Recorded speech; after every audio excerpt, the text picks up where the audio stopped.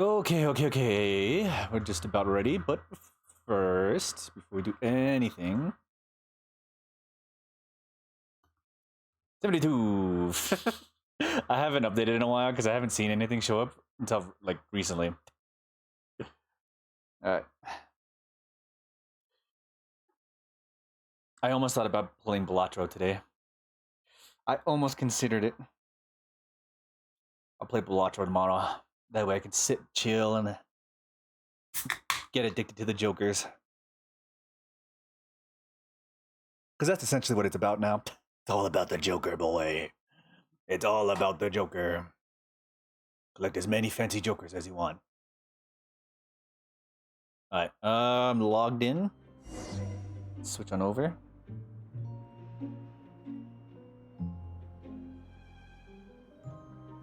Okay. I haven't seen what my battery power is at yet. Hopefully it's full. I've been charging it like crazy, but I don't know, this charger can be iffy sometimes.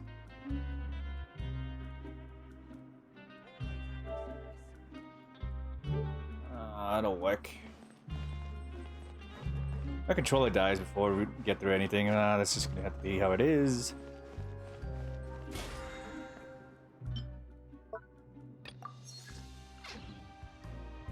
That reminds me. No, I did my login yesterday. No, that should be fine.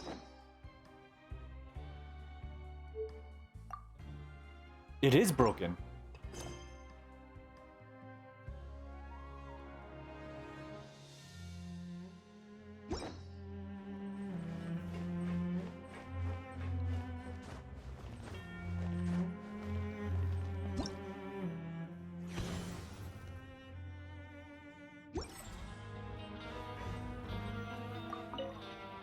Yeah, let's eat. Huh. We ended up here without even thinking about it. Want to grab something to eat? Let's end the shift. But remember that we bought this time with coupons, so let's make better use of it next time.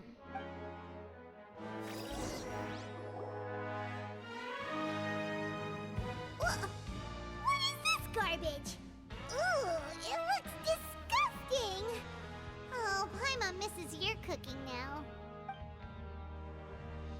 What would you like to do this afternoon?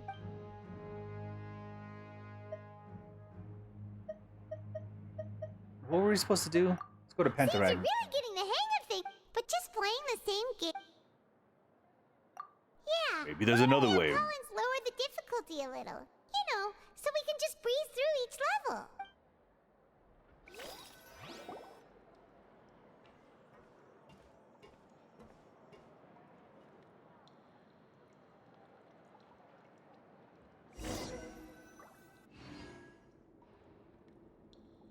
A mysterious box? A bottle of crimson liquid? Paimon still doesn't know what to make of it. Okay.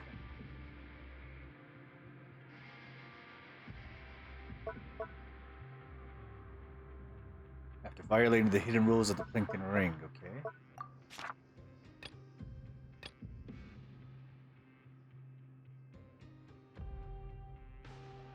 Okay, we gotta find out what Sigwin's doing before lunchtime. Yo, delivering the unknown emotional damage Yakuza 3. Sponsored the Pink Arrington Colonel. Progress in the development dissatisfaction with the dude. Do you have any ideas, Traveler?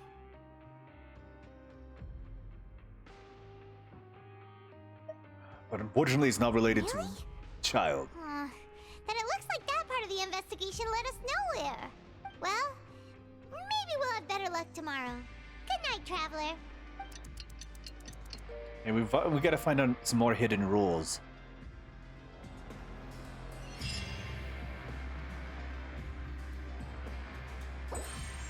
Also not reading rightly too.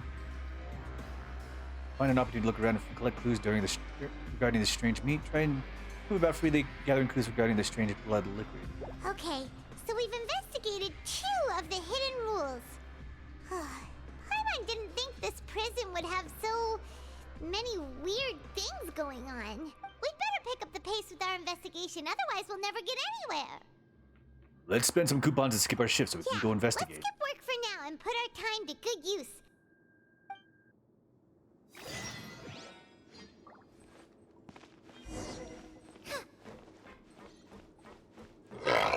Let's see what Sigwin is doing.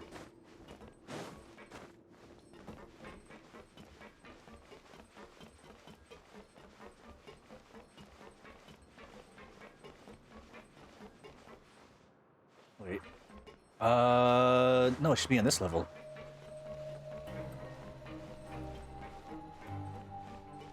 Oh, delaying. Okay. I thought I said delivering. Like you're comparing it. Which would have been foolish.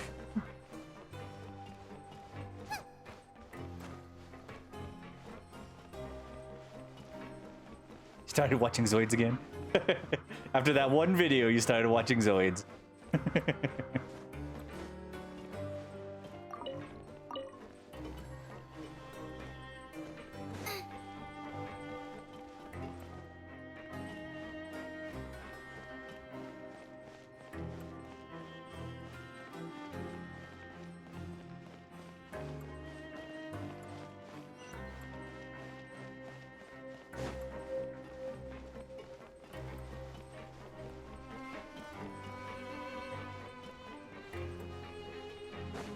Yeah.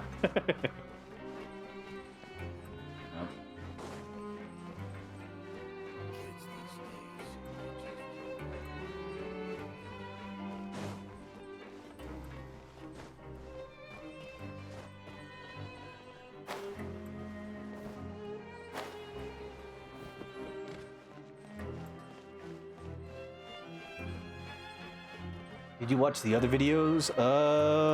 What other videos did you send me? You sent me the Godzilla one. Send me the chicken guy. I've seen that one before. There's actually in a cinnamon toast can episode. It's pretty hilarious. Hey,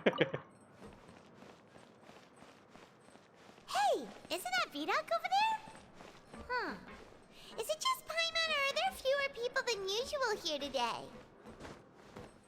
Vidoc.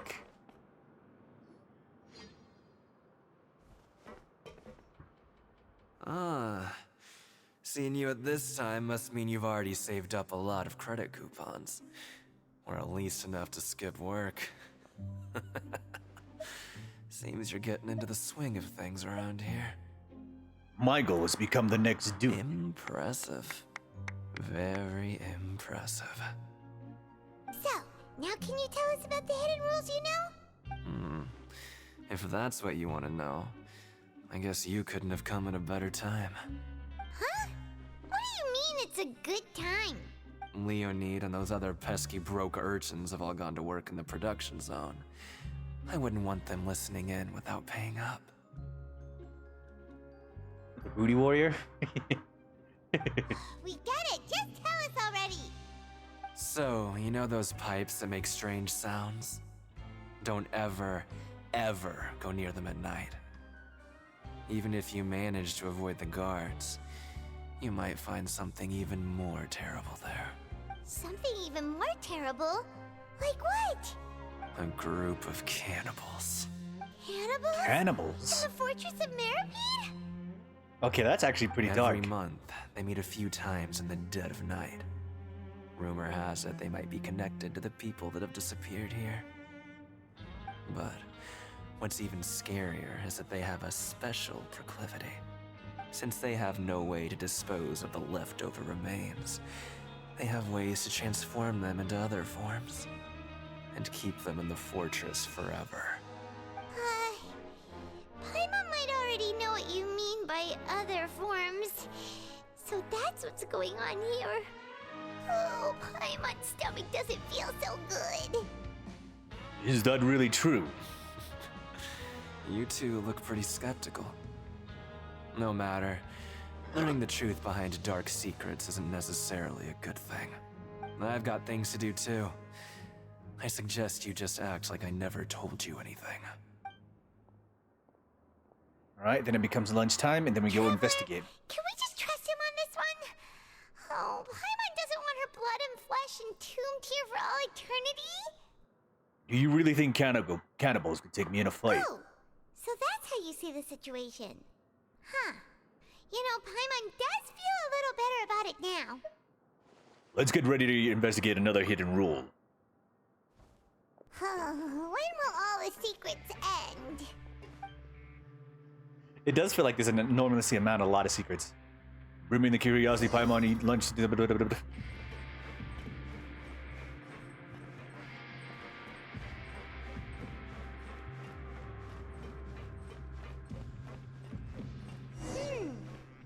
isn't here.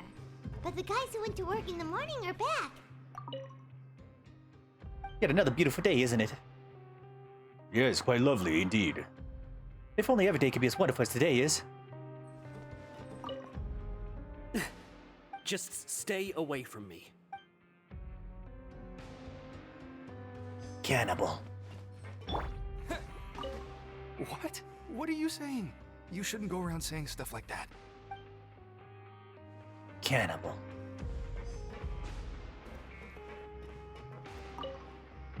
What are you talking about? Listen, you should keep your nose out of other people's business. Cannibal.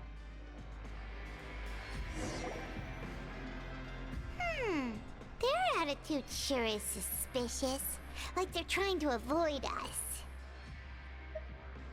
Could they be connected to the cannibals? But if they're being so obvious about acting weirdly, do you think they might just be trying to lure us in? Oh, this is all getting way too creepy for Paimon. We'll probably never get anything out of these guys. So you mean we still need to investigate some more?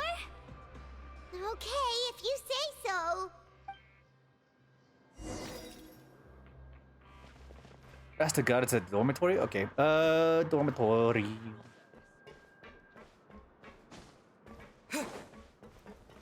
I forget the run button's R1.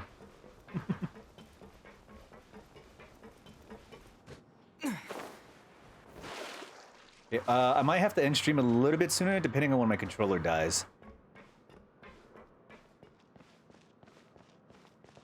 Okay, that's the Pancreatin. That goes down. We need to go up. Did I go on the wrong side? I think I went on the wrong side.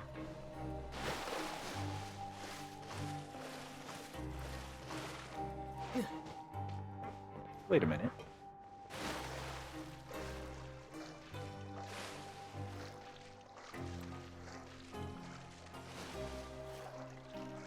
How do I dive again? Can I not dive in here? That could be it. I'm half sure there's a way. No.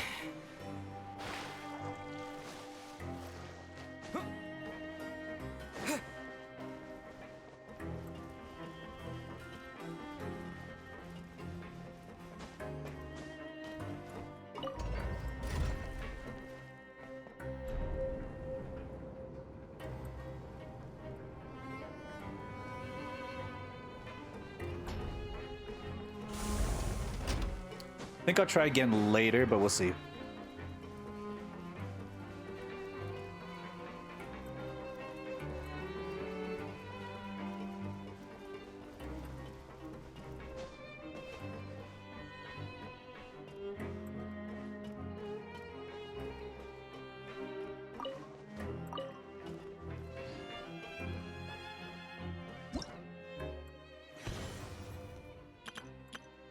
Oh, TCG is still a thing. Apparently there's a battle mode now.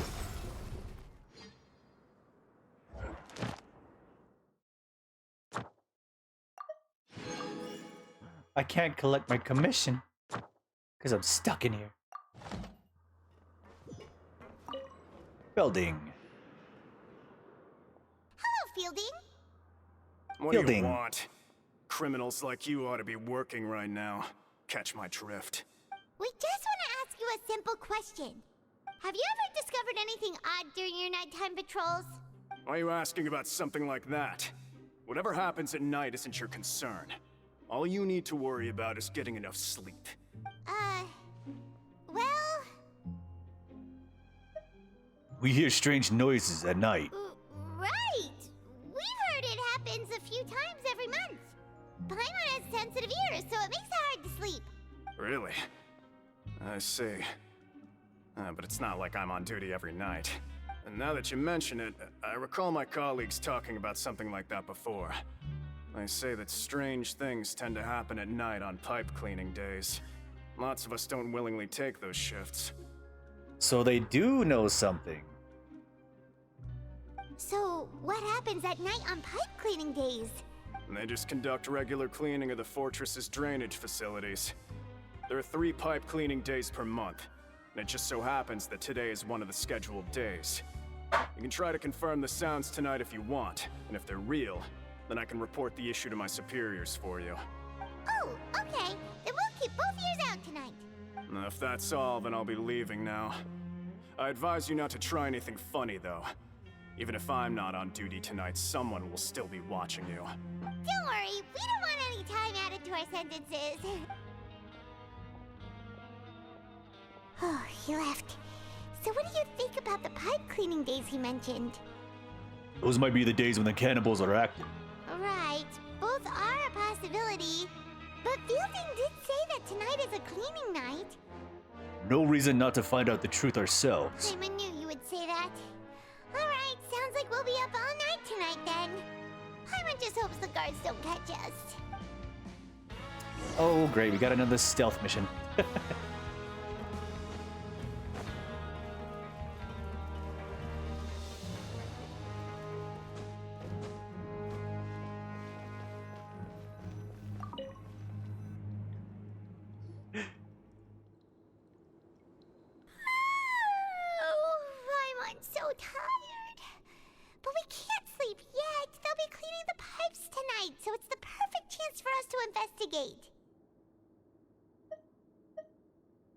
We just need to wait until everyone else has fallen asleep. Whatever. Just be sure to wake Paimon if she dozes off. Paimon's worried something might happen if you go alone. Huh?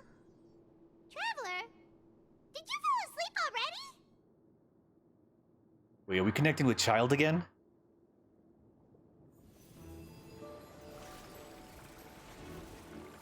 Yeah, his vision's connecting to us again.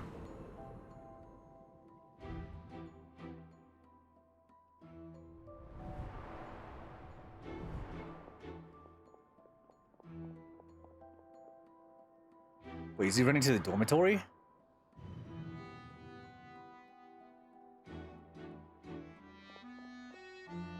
No, that's Seguin's area.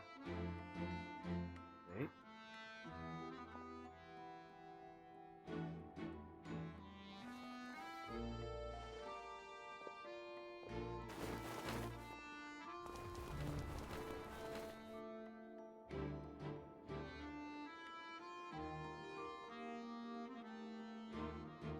Yeah, that's the grassy area that I need to investigate.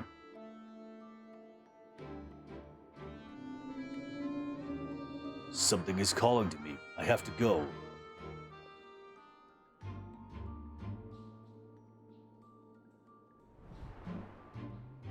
Traveler, come on, wake up!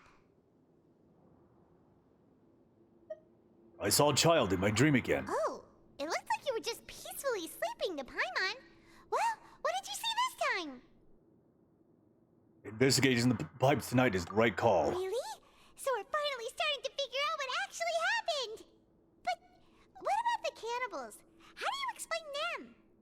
I'm sure we'll find out soon Okay, enough. Well, it's about time for us to get moving. Just be careful to avoid the patrolling guards.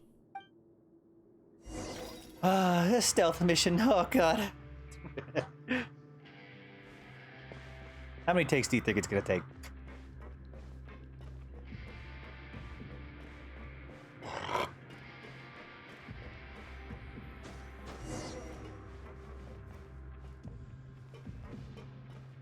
Shh! Careful! We'll get in trouble if the guards catch us. Hey, not this way. We need to get to that pipe, remember?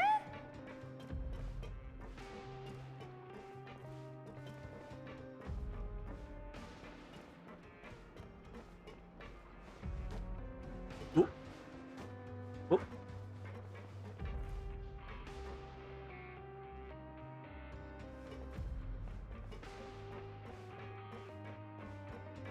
Uh-oh! Fuck.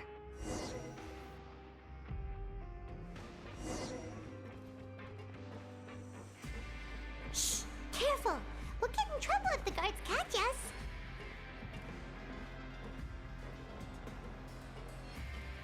Do I have to walk by?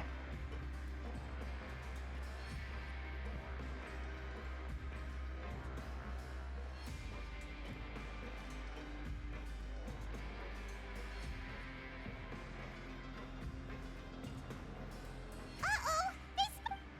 Nope.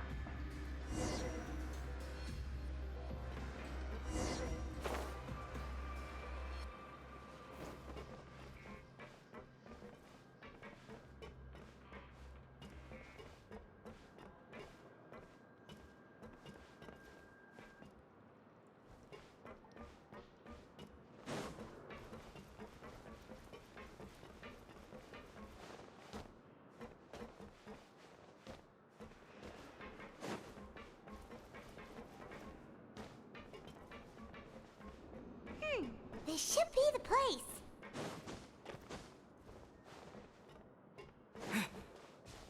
I see where the cannibals meet.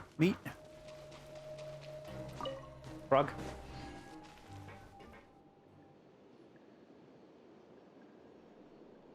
What? I know you. You were the ones we saw. Huh. You've got guts showing up here. You know who we are, right? You'd better leave now. Ain't nobody coming here to save you. Enough with the What'd you theatrics. say? All those rumors about cannibals and hidden Yeah. rules. So what if they were? If you push us, Hey, Magoo. we can make those rumors a reality at any time. Hey, what's the point of all those rumors anyway? What exactly are you trying to do? I don't have to tell you anything. If you turn around, go back to the dormitories, and act like you never saw anything, then I'll pretend that you never showed up here. Yeah, scram. Nothing worth seeing here. Huh? There's something calling me. What did you say? Isn't that exactly what Boss said when he left? Hey, do you know our boss? Yeah, child Tatagi. Oh, we had no idea our boss was such a big deal. He always kept his identity a secret. So, did he have you come here to find us? Oh, so you're Child's crew here? Seems like he had no problem fitting in. We came here to learn what happened to We're him. the only ones who heard him say those words when he left that night. So unless he somehow told you those exact same words after that... All right. I guess that's proof enough for me. Sam, what are you believe doing? Wow, those dreams of yours sure come in handy. We gave him the business for a while, and would always give him a hard time when he first came to the Fortress of Maripede. But here in the fortress, the strong will always earn respect. Oh, and of course, child took He was over. working the longest hours and racking up wins in the Pancration Ring. You could always see how amazing he was, even when he was teaching us a lesson. So eventually, we all decided to follow him. But one day, he suddenly told us that he had to find a way to escape this place, no matter the cost. He said it was because he heard that call again. He doesn't have his vision, so he can't actually use all of his power. That explains why he doesn't have, he hasn't escaped naturally. Because with his power, he would have been able to escape easily. But without his vision, he's basically just a normal person with a lot of fighting ability. And as his crew, if the boss wants something, then it's our job to get it done. Sam? So, we got to work, and used the hidden rules that were here to make up and spread the rumor about the cannibal rule. We just wanted to give him a better chance of escaping on a night after the pipes had been cleaned. Oh, thanks to your rumor, nobody would want to come anywhere near here, prisoner or guard. Wow, it sure is easy to exploit people's fear of the unknown. But hasn't Child already escaped? Why are you all still coming here after pipe cleaning day? Oh, my carpal tunnel's acting up. Because as far as we know, the pipe he went into isn't actually an exit. It should be a dead end.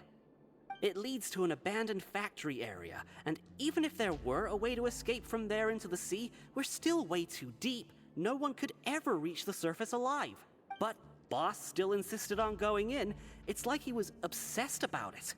So we told him that we'd pretend as if he never existed while he was gone, and that if he wanted to come back, he should wait for nighttime on a pipe cleaning day. That way, we could meet him here and help cover the whole thing up.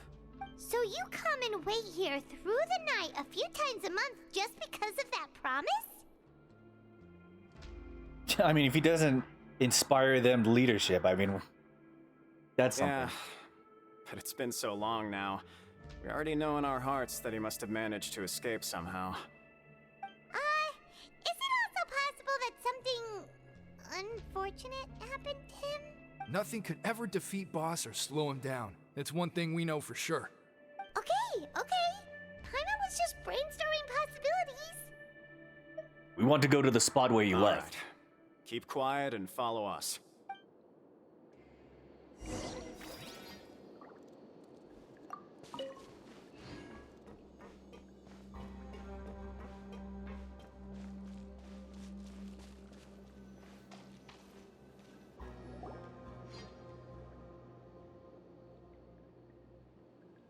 The way up from here has been sealed off. It's impossible to get through.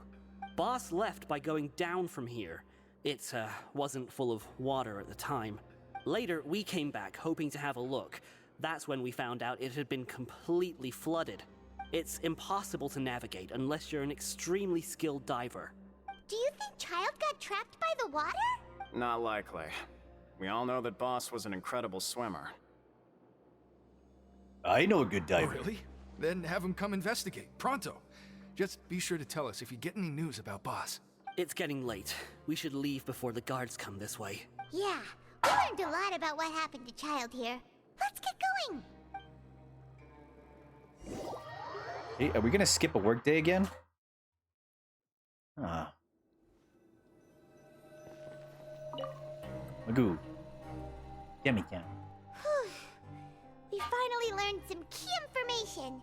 Seems all of our investigative work has finally started to pay off. When you said you knew a diver, you were talking about Fremine, right? If we ask Linny, he'll definitely have Fremine help us. Interesting. Why is Child like this? What was he doing going into the pipes? Not making our jobs easier, that's for sure. Fortunately, though, it seems like it's only a matter of time now before we find out what really happened. Wait, are they gonna sneak in Fremine? Now that we can finally relax, I'm starting to feel super sleepy. Let's try to get some rest while we still can. Nighty-night, traveler! Stars shining in the depths. Act 3 is finished. It's morning already? Paimon still needs more sleep. Let's take the morning off. Wait, look over there! Isn't that... It's one of Linny's cards! It's been a while since we've contacted him. Let's see what's written on it. Maybe you haven't heard, but today is the monthly free day. Everyone has the day off today, which makes it the perfect time to do some investigating. It's been a while since we last talked. Have you been making any progress lately? Let's meet at our usual spot in the factory area before lunchtime. I have new information. Ooh, today's our lucky day. We have the day off. From the sound of it, Lenny's been making progress with his investigation. Wonder what he's discovered. We still have some time before we meet up. Let's talk with the people here for a bit more before we go. It just happens to be our day off. Cataclysm's quickening.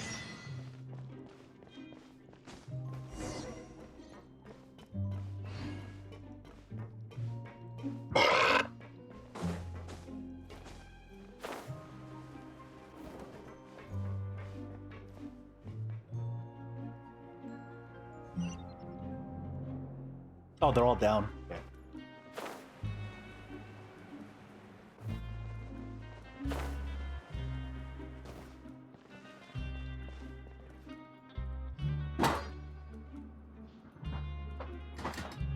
Look, there are some people talking over there. Let's listen in on the conversation.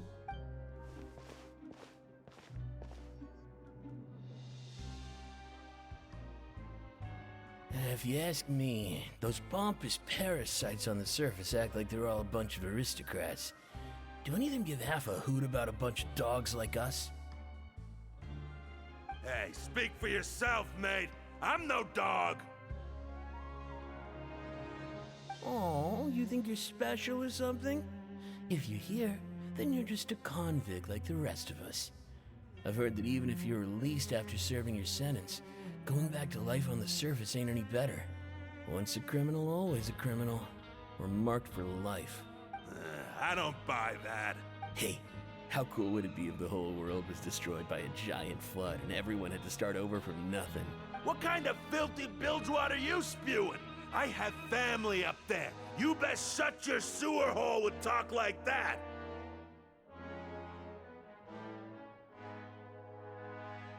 Is he one of the... Listen, things ain't so great on the surface, but who says that you have to leave?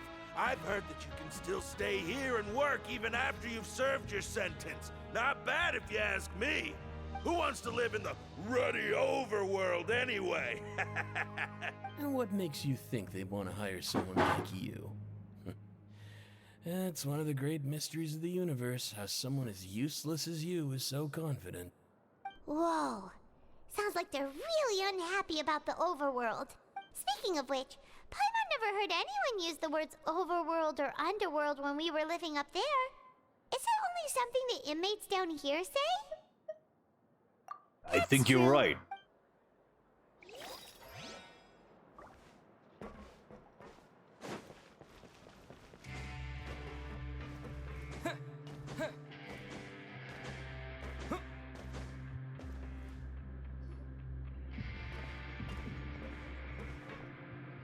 there's a group of people over there.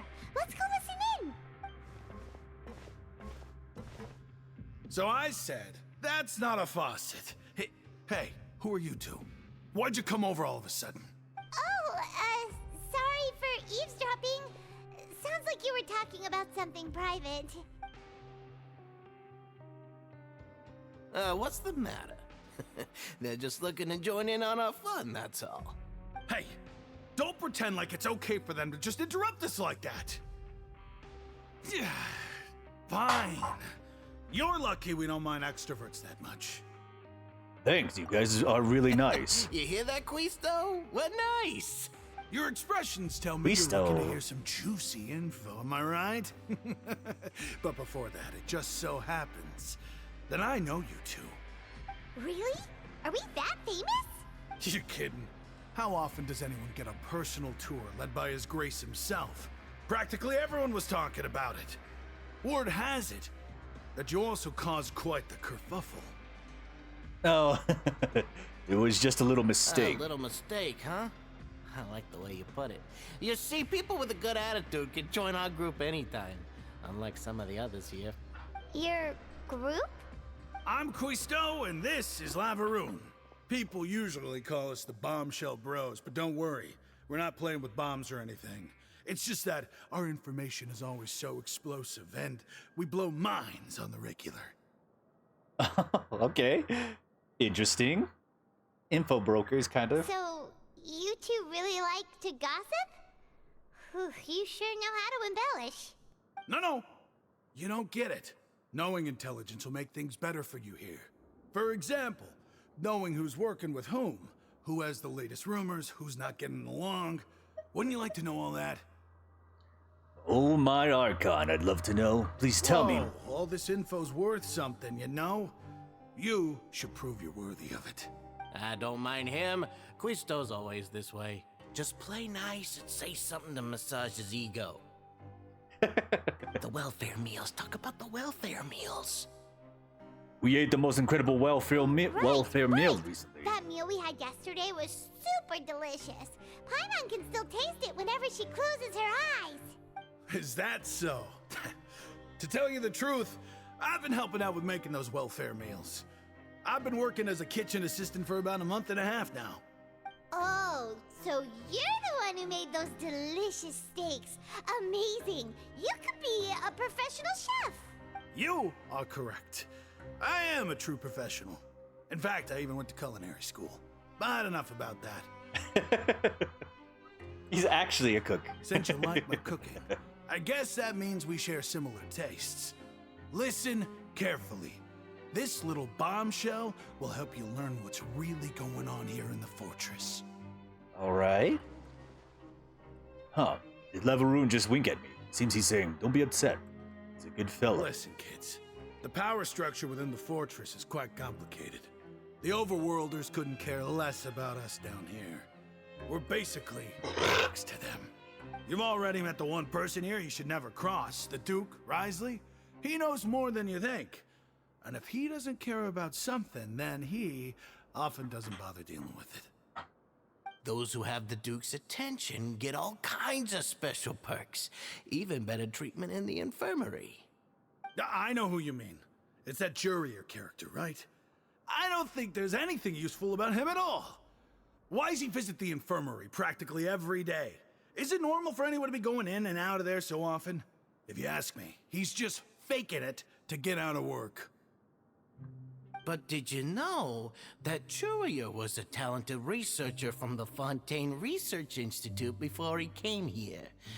There's no denying that. I don't care if he was a researcher that could turn dirt into Mora. Once you're in the fortress of Meripede, you're just another inmate like everybody else. Yeah, you just become another dog. Ah, interesting. Or according to Cousteau, a person named Giroux frequents the infirmary. You should take note of that. Speaking of which, the last time I saw him, he was passing by in the corridor with Lorvine. I also heard they started arguing in the library and got into a fight, right? Guess that's just how terrible of a guy he is. You mean he hit a woman? Wow, I never imagined he was that bad. But that Lorvine's also quite the odd one, you know? She's always gabbing away, got into a fight with a man, and she also got sent to the infirmary. Come to think of it, I always see her going to the sick bay every couple of days, too. Wait a second. You don't think? Do you think could it be that they're secretly meeting there to go on dates? But it's really hard to imagine. After all, I do remember seeing Lorvine beat Juria to a pulp that one time. And we might be overthinking things. So, Juria had a confrontation with a girl named Lorvine, who also frequents the infirmary. I'll remember that too. Okay, what's gonna happen with that meeting? Once we meet Jurer and Lorvine.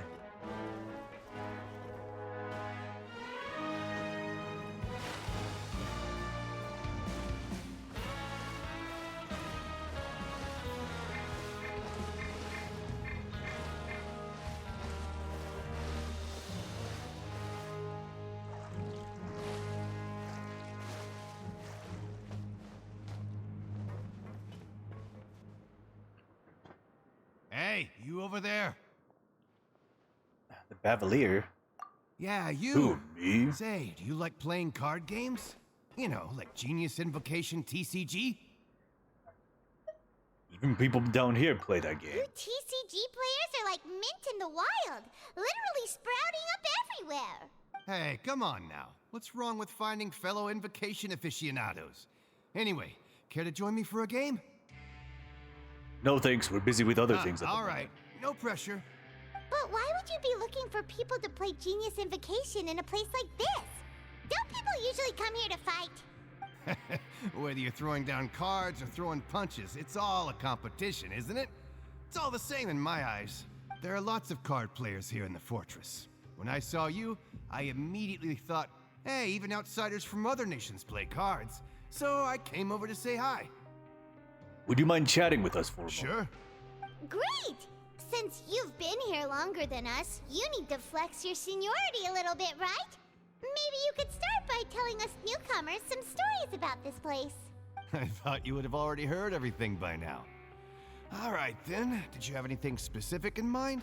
Or do you want me to just pick a topic? Why don't you pick?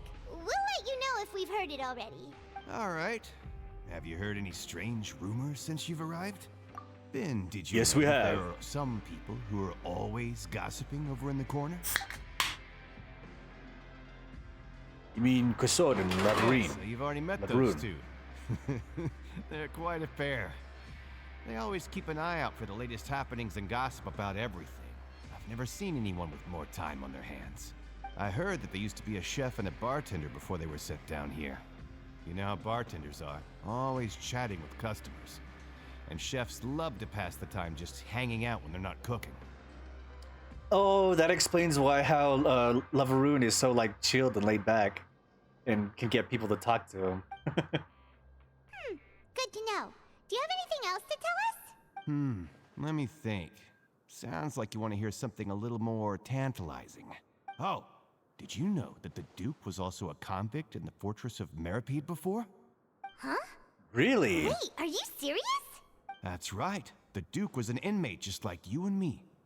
Seems he was exiled here for committing some crime. Who knows how he ended up rising up to become the warden, though. To go from an ordinary inmate to becoming the manager of the whole place? I'm not gonna lie, I kinda respect that. By the way, do you happen to know anything about a forbidden Forbidden zone? zone? Sounds like something that someone just made up. I've never heard of that. Where did you hear about it? It's just a rumor we've been hearing, but no worries if you've never heard of it. Do you have anything else you can tell us? Anything else? Not that I can think of, but I'll be sure to tell you anything interesting I hear next time. You'll have to play a game of Genius Invocation with me first, though. Okay, I think I we've would talked to lose. just about everyone, and it's about time for us to go meet Linny. According to the card he left us, we should go meet him in the production zone. Okay, this is the factory zone.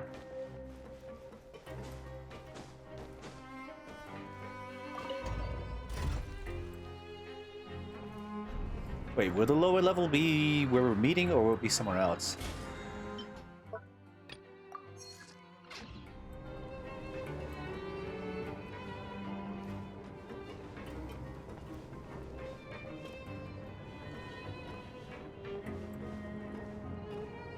I haven't tested it yet, but I feel like I can just leave anytime I want during the story mission. Like, I might be able to just be teleport out and just that'll be it. Well, that's unfortunate.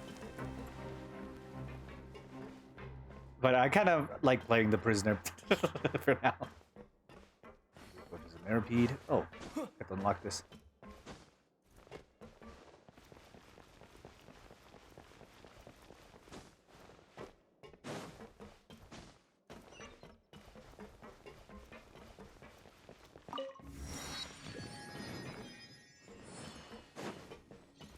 Go even further down. Nope.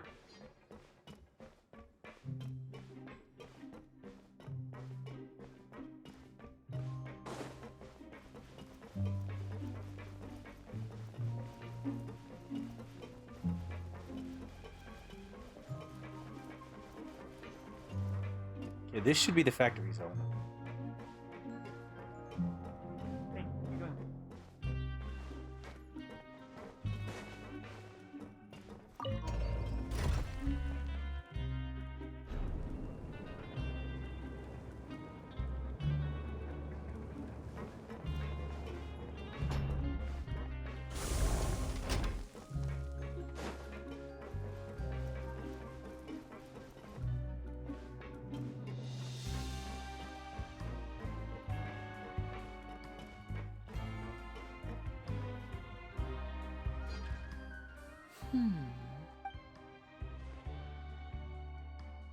Huh? That look in your eyes. You found something? A little something, yeah. Hey, this is no time to be modest. Just tell him we found a boatload of information. Oh, as expected of the legendary duo, you have my full and undivided attention. Summarize your findings to Linny. Huh. I'd have never guessed that myself. The rumors swirling about this place are unreliable after all, and Master Child probably went missing because he found a way out. He is a harbinger after all. I suppose he's much more resourceful than I initially gave him credit for. Unfortunately, this isn't enough for our final report to Father. We need to find out Master Child's exact whereabouts. Father told me that even though Master Child said he was just coming to Fontaine for a vacation, he actually had some personal reasons. His agenda might be linked to his disappearance. He wanted to fight Chlorinde. That's the only reason he kind of came here. The most important thing right now is to catch up to him. His escape route is already flooded, so we'll have to task someone with professional diving skills to chase after him. Well, when you put it that way, it's obvious that only Fremine would be up to the task. Bingo! Is he around? He's working today. Coming here as a group would have attracted too much attention. I'll talk to him about it later. Please do. We're counting on It's you. the least I can do. We're all in this together, so it's only fair for us to fulfill our end of the bargain. Honestly, I'm far more impressed by you guys managing to collect all this information right under Risley's watchful eyes. Collecting information has always been our strong point. He probably knows what we're doing. Now, let me think. To find out more information, Fremine will have to retrace Master Child's original route. And if he's to do that, he'll have to set out on the next pipe cleaning day at the earliest. That's 6 days from now. And after that, he'll probably take another 2 or 3 days to return. You can even estimate how long it'll take for him to get back? We've been working together for a long time. We know each other's capabilities like the backs of our hands. Wait, does that mean Fremine is also part of the house? Traveler, what say you to meeting here 9 days from now? We'll be able to pick up Fremine while we're at it, too. Is he part of the house, or is he part of just the troop? Oh, and there's Sure. just one last thing we'd like your help with. Though we can just sit back and wait for Fremene's report on Master Child's whereabouts, we still need to make more progress on the investigation of the Forbidden Zone. Fremene's no master of disguise, Lynette's still working on getting intel from the other areas, and I'll need to spend some time helping Fremene prepare for his diving mission. So, you are the only ones we can count on. What do you want us to do? Will it be hard? Well, I won't call it easy per se, but I think you'll be able to pull it off. Listen carefully. You'll need to find an excuse to get into the infirmary and investigate the room and environs. You've mentioned several sketchy-looking people always meeting at the infirmary earlier, so it probably has something to do with the secret we're hoping to uncover. You've already met the head nurse, so she'll be less suspicious of you. Investigate the internal structure of the infirmary and any active dealings within, and pass those on to me alongside anything else you're able to discover. But also, there's no need to take risks. Don't forget, safety always comes first. Did you only say that because I'm an amateur? When it comes to intelligence gathering, I'd never consider you to be an amateur. Didn't you say it yourself? It's always been your strong suit. I'll believe anything as long as it comes from you. So, please prove your prowess to me once again. All right, then we'll head out as soon as we finish our prep. Let's go our separate ways for now then. Don't forget, we meet here again in 9 days. Stay safe. After doing some prep work in Paimon, you begin slowly approaching the infirmary under the guise of just meandering around aimlessly.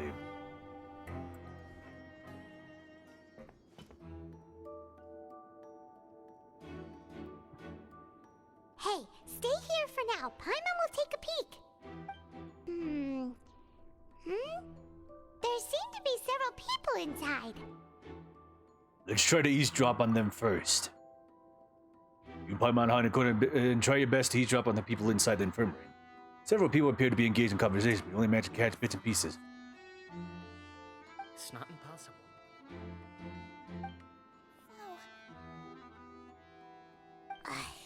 It's a bit hard to understand them from here. So, why don't we just try to talk to them in person? Let's go as soon as you're ready. You know how to take a long, deep breath before inhaling a large amount of vapor from the foul-smelling thing. If you recall correctly, the potion is a result of a failed attempt during alchemy we once performed with Paimon at some point during your journey. After giving it a good whiff, you hand the potion back to Paimon to stow it away. Someone, please help! He's sick! Whoa, are you okay? Oh my! What's wrong, little one? There's no need to panic. Take a deep breath before you begin. The traveler started complaining of a stomachache, and then nausea, and then collapsed onto the ground. Paimon doesn't know what to do. Freezing limbs, twitching fingers, and pale complexion. Could it be poison? Let me take a look. Please lie down over here. Ugh, my stomach really hurts. Don't worry, I'll get you to the bed safely. Here, hold on to my shoulder and walk slowly.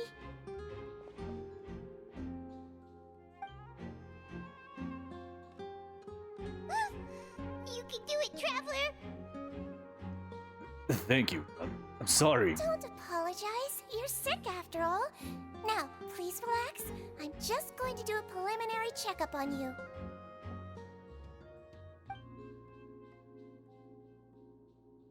Wena's taking out a few instruments. We gotta do a checkup. I hope I'm not so healthy that she gets suspicious. I see now. My checkup has confirmed that he's not in any mortal danger. That's our worst fear out of the way. Eh? Oh, that's good. But I'll continue my diagnosis of the patient now. Please, relax and take a deep breath. Seguin's using her hands to palpate different areas of my abdomen. Seems like she's using elemental energy too. Her expression's growing more and more relaxed. Don't sense serious damage to your organs either. Does it hurt when I press here? It's not too bad. And here? That hurt a little. But based on my initial checkup, there shouldn't be a problem here. How strange. Oh no, was my acting a bit over the top? What about here? Does this hurt? No, not really. Can barely feel it. Oh. I understand. So that's what it is. something that disagreed with you. That's all. Nothing too serious. Outside of a pretty bad stomachache when it decides to act up. So that's what it is. Thank goodness it's not anything more serious. And there have been other inmates complaining about the food recently. I'll inform our head chef, Mr. Wolsey, of this problem as soon as possible. Congratulations! The health risk is incredibly low, so you should recover within a couple days. Why don't you take a rest here while I go get some medicine for you? Miss Lorvine, I'll have to trouble you to help me look after this new patient while I'm gone. Very well. So, Lorvine. She hopped away, just like that. Phew. This infiltration mission is going to be much more smoothly than I imagined. Next. There are only 2 people left in the room. Sigrid just called the woman Lorvine, so that has to be one of the most... So, she has to be one of those recurring visitors to the infirmary. I've heard of before. Would that mean the man next to her is Jurier, Hello. then? So how are you feeling now? Still not great. I can keep staring at her. It'll draw unwanted attention. That guy also seemed to have noticed. Now he's looking in my direction, His too. stomach ache's really bad. He was stumbling about the whole way here, so Paimon's really worried. If Miss Sijuin says it's not a serious problem, then there's no need to worry. She's the best medic we've got down here. But it also looks like she's the only medic you've got down here. Well, that's true. What do you mean, that's true? That's really misrepresenting the situation. Of course I can't speak for the whole fortress, but it's not like everyone imprisoned here is useless, you know? Though they may have committed crimes and gotten locked up here as a result, they still know a thing or two about medicine, and they help Miss Sijuin take care of the sick and injured. Yeah, you're right. But did you have to lecture me about it in front of another patient? Aren't you a patient too? Where did all your energy come from? That's correct. Sorry, I got a bit ahead of myself. Wait, is she lying? Are you two also sick? We've been sick a while. I come back every once in a while for checkups, and to pick up the medicines Miss Sijuin prescribes for us. That's just the nature of chronic illnesses. As for her, you could say she fancies herself as Miss Sijuin's capable helper because she learned a bit of medical knowledge ages ago. Please So he watch your actually doesn't mouth, like Mr. her. Jurier. Don't forget that you are the primary reason I have frequent heart palpitations. Wait, what? Hey, don't start arguing now, please. Keep it civil at least. These 2 teams seem to have a terrible relationship. Only ran into each other because they came here to pick up their meds at the same time.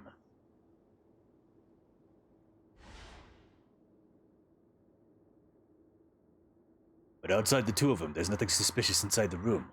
All the files on the table appear to be patient records, and well, there's a box. I can't check it out right now.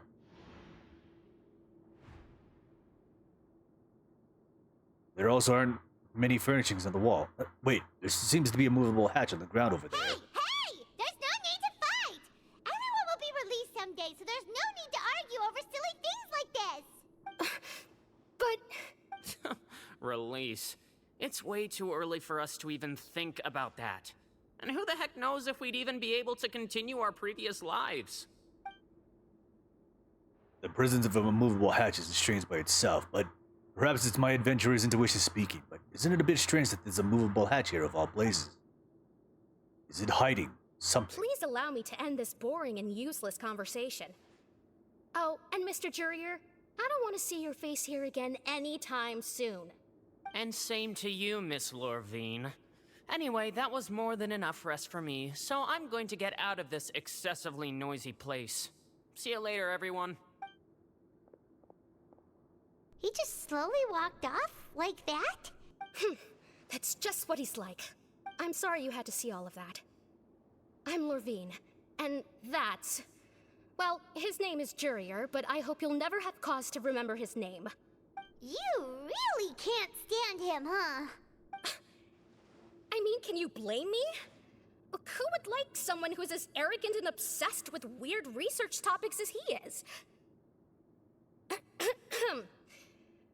But there's no need to keep dwelling on him. Is she secretly crushing on him? I'll accompany you two for a while. Miss Zishwin should be back soon, and I'm sure you'll feel better as soon as you've had some of her medicine. Thank you for looking No, after me. it's nothing. I'm back! Did you rest like you promised? Thank you for getting our medicine, Miss Zishwin. Did you all cooperate with your bed rest? I trust that nobody got up to walk around. Good. Here, this should be 2 days' worth of medicine for you. Take 1 pill now, and then continue your bed rest. Take the stomach pill that Sigwin gave you. Miss Levine. Sigwin. I left in a bit of a hurry just now. Do you still remember if we discussed the color of the pill that you should be taking today? I remember. You said it should be yellow. Did they talk about that before we walked in? Why don't I remember? I understand. These are yours. Please, make sure to go to bed early after taking them tonight. You'll benefit from a good night's sleep. All right, then I'll also be on my way now. I hope you feel better soon, too. See ya! Thanks. I'm going to fill out your medical record now. You're widely known as the Traveler, right? I just want to double-check a few details, if that's all right with you. Those two made quite the commotion just now, so why don't we let the Traveler rest? Paimon can answer the questions instead. So his primary symptoms are abdominal pain with secondary symptoms of nausea. Is there anything else? That's it. All right then. Is there anything we should know besides to take the meds? No, his base constitution is quite good, so I'm sure he'll recover quite quickly after taking the medicine. Please make sure to stick to bland or less stimulating foods, and don't stay up too late at night. Got it. Paimon will hold the Traveler to that for sure. Sigwin's still looking at me. I should just try to take a nap, like she said. Oh, you're going to take a nap already? Okay then, you get some rest. Move yourself to a regular patient's bed and relax completely. Awareness from waking info gathering holding back to this time overwhelm me a little bit. You can, however, still catch some hints of Paimon's conversation with Sigwin. We've been to lots of places together. He may look a bit under the weather now, but he's actually super strong. So you're the best of companions. Well, don't worry, he'll recover soon. Companion that would bring before where the comfort. Let yourself relax and fall into a restful sleep. How do you feel? You slept for a really long time, but we never left. I feel a lot better. Thank you both. Well, now you can go back without a worry in the world. Remember to take the meds regularly, and don't forget, bland foods. Thank you, Miss Sigewin.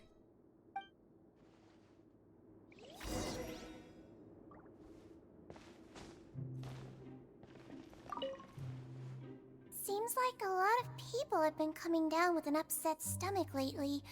I'll need to address that.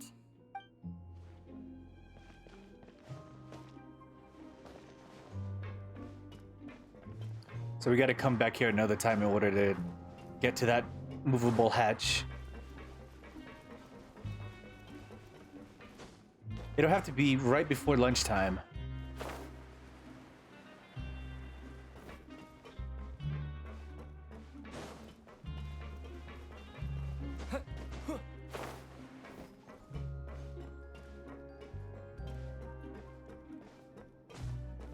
Because we don't know where Sigewin goes during lunchtime, but we'll see. You really are something. To be able to fall asleep like that and even sleep talk the entire time, you scared Paimon half to death! Did I say anything I shouldn't No, have? but you kept mumbling things along the lines of, Pyron, go take my grilled fish and put down the Adeptus Temptation now! Paimon talked with Sigewin the entire time you were asleep. She seems like she's just a sincere nurse, and Paimon didn't notice anything unusual in the room. Are you sure we're not going off track with the infirmary? Really off track, though. There are still a few weird things about that place. That movable hatch on the ground, as well as the question Sigewin asked Morphine. And also, were they really talking about their meds before we walked in? Oh, and was Lorvin and Giroux's argument genuine? Or were they just putting on a show? Whoa, you really are super thorough. All those tiny little suspicious things that Paimon didn't even pick up on. We've got to give the info to Linny. For the next few days, you and Paimon organization know different shows. How are you managed to find out? Right, key alerts relating to your suspects on a piece of paper. Yeah, they were talking about something else before we ended up there.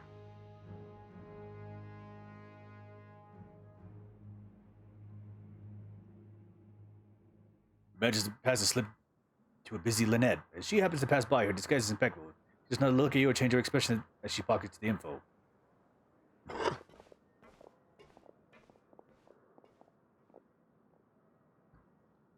And finally, the promised 9th day arrives.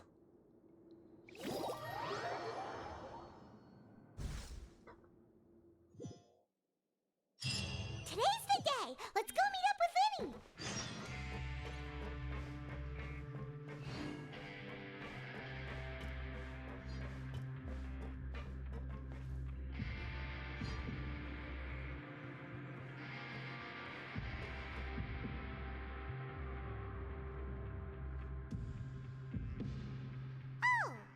Hmm?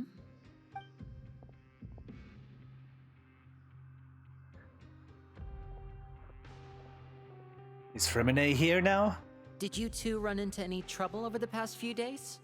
No, we just worked our shifts according to the schedule. Nothing weird happened. That's good. That means you didn't raise any suspicions when you infiltrated the infirmary. We've taken a look at the slip you've sent. Fremine successfully left the grounds via the pipes 2 days ago, and as of last night, Lynette has also infiltrated the infirmary after faking an illness. Wait, why is she getting involved as well? You already went above and beyond when you scoped out the infirmary. To put it more bluntly, even if we were to view that as something you did in exchange for Fremine's help, you've already done more than enough. Infiltrating a guarded stronghold is a different kind of job from a one-off investigation. We want to avoid using the same faces over and over and reduce the amount of suspicion that will fall on any given person. Lynette also felt like you have already taken the first step for us, so she should be the one to finish the job. So that's what Lynette thinks. Oh, Paimon hopes everything's going well for her. Then, Yeah. let's go check on Lynette before Fremine returns. If everything went well, then she should be wrapping up her investigation right about now. Is now really a good time to go over? According to my observations, Sigewinne always spends around half an hour away from the infirmary right before lunch. Lynette knows this as well, so this should be a good time to meet up with her. Oh yeah, we heard about that too. I'm her brother, remember?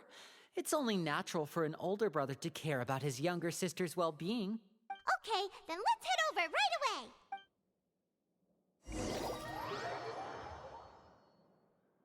Though we should both end up there at different times, just in case.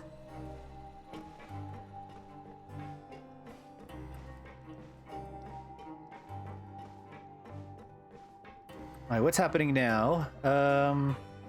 Lynette, she's in trouble. Lynette should be here right now. Huh. Strange. Lynette? As expected, Sigewinne isn't here, but why isn't Lynette here? Could she have found a lead? Lynette barely deviates from the plan. We agreed that if she were to make changes on the fly, she'd find a way to let me know. Unless... Let's see if there are any clues around here. We can look while we wait for her. Who knows? Maybe she'll be back soon. Okay. Hatch time! Oh. Ah, this is it! We saw it before! Wait, this thing? It doesn't look like it's been disguised that well. Lady leads out to close the movable hatch. The space behind it is empty. From its size, I don't think it's an entrance that is meant to be taken apart.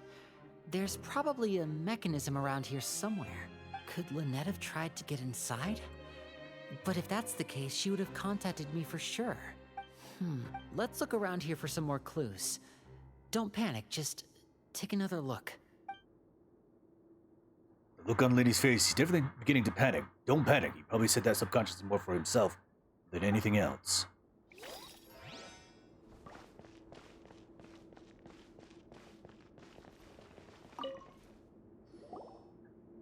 There are some books here and a few files.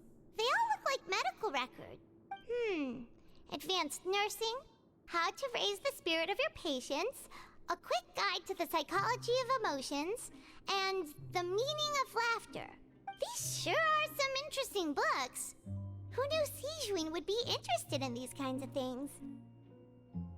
Well, she's a Messaline, so she's probably got to understand what type of human she's dealing with. She even has books on understanding people's motivations and feelings. Is it because she's a Melusine? Or does she have a need to understand her patient's emotional state? I said Messaline, and it's Melusine. Seems quite normal to me. These are skills that would come in handy for a nurse from time to time. Psychological statements, and stuff like that. Yep. None of the beds have any signs of having been slept in, except that one over there. That's the one Lynette must have used, right? You said she was pretending to be sick. She would have said her migraine was having a particularly bad flare-up. Generally speaking, the head nurse would then ask her to lie down and rest, while she left to retrieve the medication. But this bed is still Which unmade. means either the head nurse didn't return the entire time from when Lynette laid down up until she left the bed, or the nurse intentionally left it this way. Oh no, that's not a good sign.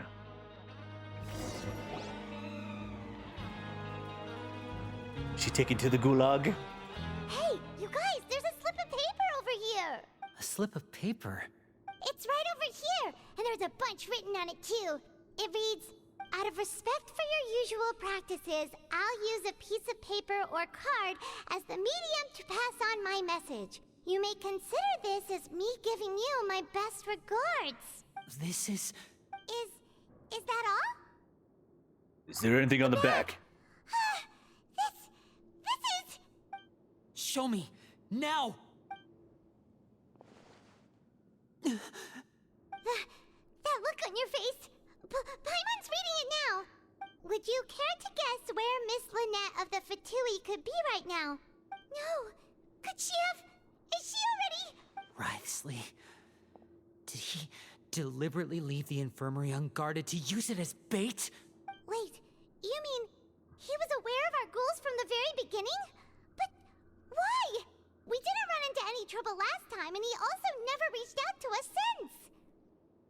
Why would he choose to act during our second infiltration attempt instead of the first? Yes, that is a crucial question. Wriothesley, he doesn't do anything without a clear goal or reason. So this means he had no concerns about your activities from the very beginning. You're not from the same camp as us. You were sent down here by Nervulet, so you have no conflict of interest with Wriothesley. We're a completely different story, though. Why did he only go after Lynette? I'd like to know that, too. Why did he only go after her? Don't panic. Just think everything over. I have to stay calm.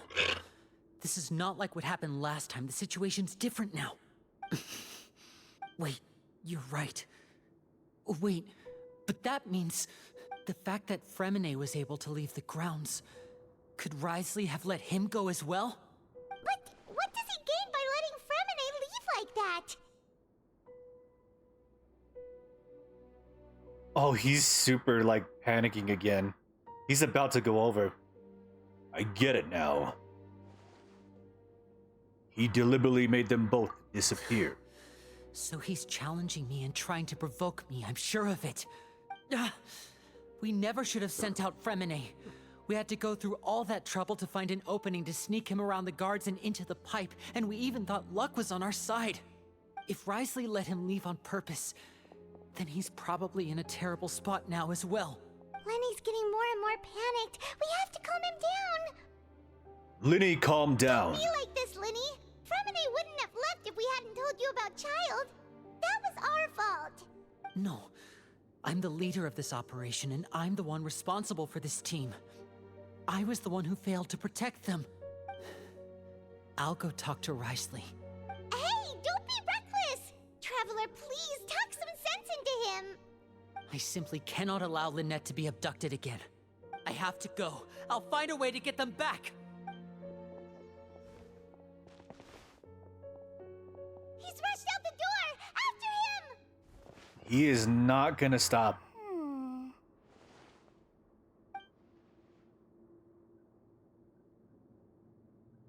Right. I feel like we still have some room to make changes on these details. It's not impossible, but it'll require extensive testing. Is that so? Very well. Then please be mindful of the time.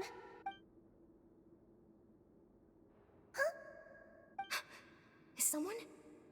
Pack everything up. Whoever's outside is eavesdropping. They'll probably come in once we stop talking. She knew. Help! He's sick! Whoa, are you okay? These two. As expected, they've already found this place. Oh, they are quite sharp. What a delightful turn of events. I like smart people, but I also like playing dumb. I like the feeling of being trusted. Is she secretly a manipulator? Holy shit. Oh my! What's wrong, little one? There's no need to panic. Take a deep breath before you begin. She's a conniver. Oh boy. Being able to read human expressions is quite the useful skill. Wait! Wait! It's no use to have to catch up to him. She's a conniver.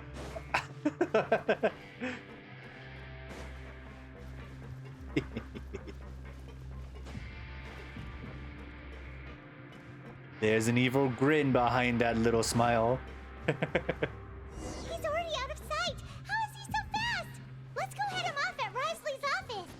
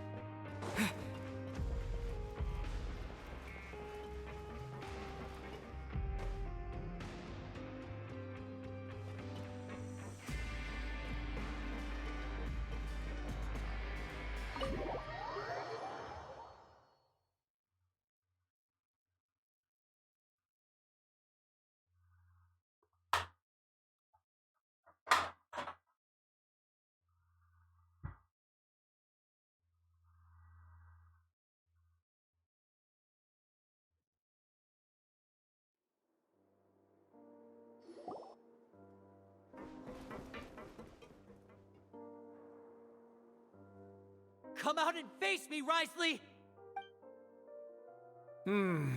Aren't we at an administrative office space? Why don't you at least try to follow even a couple rules from the fortress's indoor management regulations? What did you do to my sister? I ran into the young miss at the infirmary. I'd heard that she was suffering from quite the migraine, so I decided to invite her over for a cup of tea. I do have some teas in my collection that can work wonders against such an illness. Stop joking around! Where did you take my siblings? I have also heard that your performances are quite the spectacle. Miss Lynette would sometimes enter a box filled with water, only to emerge the next second from another place altogether. Maybe she'll appear behind you right now if you were to turn your head. Is he trying to trick me into turning my head? No, he's probably not looking to attack me right now. All of the hostages are in his hands, and he's even in the mood for small talk. That means Lynette is probably still alive. You knew we were investigating the infirmary from the start, so you deliberately aroused the Traveler's suspicions and baited us into continuing our investigation, just so that you'd be able to kidnap Lynette. As for Fremine, no, you probably didn't even interfere with Child's escape. You let him go, so you could purge the Fatui members that we had planted into your ranks. There was no need to do so. The Fortress of Meripede is a pretty pleasant place. Most people enjoy their lives here. The only ones who act differently are those with personal agendas. It was quite easy to identify your colleagues. You removed our original members and spread the news of Child's escape so Father would assign our team to come down and investigate. Fremine has also fallen into your hands, right? If you're oh so omnipotent and so in control, why would you need hostages? One correction. Lynette is in my hands right now, but Fremine is not. He's not. What do you really want? Linny! Oh, wonderful. Everyone is here, so I'll only need to say this once. Thank you so much for cooperating with me. Where are Lynette and Fremine? Eager and to the point, I see. Alas, only Miss Lynette is currently having a cup of the fortress's finest tea. So he was definitely aware of all the investigations. Although, as per your original plan, Mr. Fremine should also have returned to the fortress by now. But he has neither shown up within my gates, nor has he been taken into any kind of custody. So where do you think he may be right now? Wait, you can't mean you locked him outside in the sea? I closed the fortress's gate to the outside world. That's all. Fremine's a star diver, so he should be fine, right? No, we're still here, so he definitely tried to find a way to come back for us. So we can't assume he might have made a break for the surface. But why would I do this, you may be asking? To have an audience with you, of course. My intel tells me that Mr. Linney is a great magician, so it's only natural for me to want to have some cards of my own when it comes to negotiating. Besides, I do recall you mentioning to Miss Lynette that you've always wanted to have a face-to-face meeting with the Lord of the Fortress of Meripede, regardless of whether it was in a personal or a professional capacity. Well, you got your wish.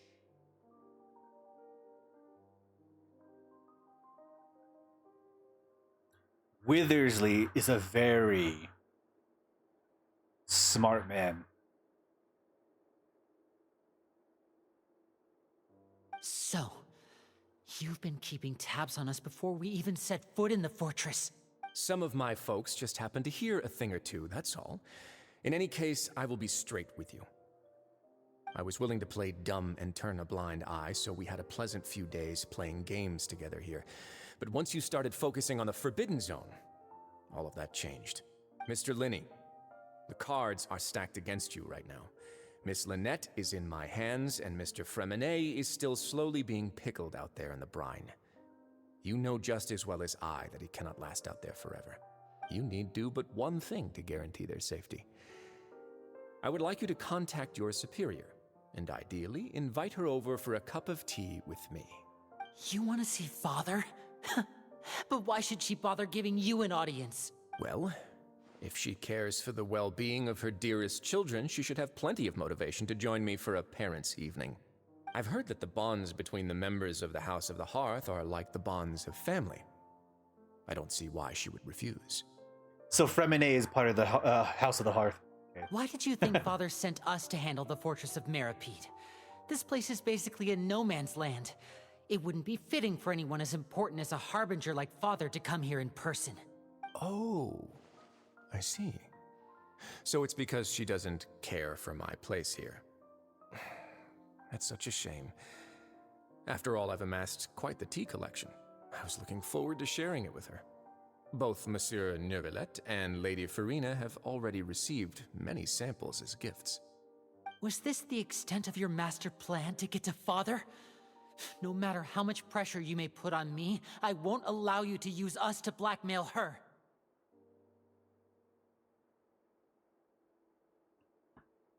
You people really are difficult to get along with. All I'm asking for is a face-to-face conversation. Does she truly have no interest in the fortress's secret? Mr. Linney, you have one last chance to invite your father here. If you refuse... Linny! Why do you have to do this? Instead of asking why I'm doing this, why don't you try to see things from my perspective for a second? From the very beginning, the Fatui has been actively infiltrating my fortress. I gave you a warning by cutting off the first few operatives I found, but that only caused you to double down. Had you given up on the fortress then and there, I'd have no reason to want to talk. Mr. Fremenet left the fortress on his own, and Miss Lynette tried to pry out my secrets right in front of me. No matter how you look at it, the responsibility for this falls on you. I shouldn't ask Father to do anything because of us. 6, 5, Wait, 2, 1. Time's up. It really is a shame, Mr. Linney. Risley! Negotiations have broken down. Please leave, ladies and gentlemen. It's time for my afternoon tea. Please wait. Can we really not talk about this some more? To the Traveler. If you can't talk to Lenny, can you at least talk to us? You do realize that I'm only letting you go because of Neuvillette, yes? You're here helping him out, and I've already done my best to stay out of your way. But that doesn't mean you can just do whatever you want. The fortress may be small and remote, but it still has its own set of laws. I want to save Fremenet and Lynette too. Then how about this? Those who are capable deserve respect. You've spent quite some time investigating my home turf by now, so why don't you tell me a thing or two about what you found, I'll ask you 3 questions. Answer all of them correctly, and I'll agree to your request. Question 1. Regarding the hidden rules of the production zone, what is the truth behind the one about not being allowed to work for 3 days in a row? I can't believe he's asking about the hidden rules. If I recall correctly, if you keep working without any rest during lunch hour on the 3rd day, you will find a portion of strange meat in your welfare meal. It's a good thing that we've already run through a thorough investigation on this. Let's see if I can remember all the clues. I should be able to find an answer if I piece everything together.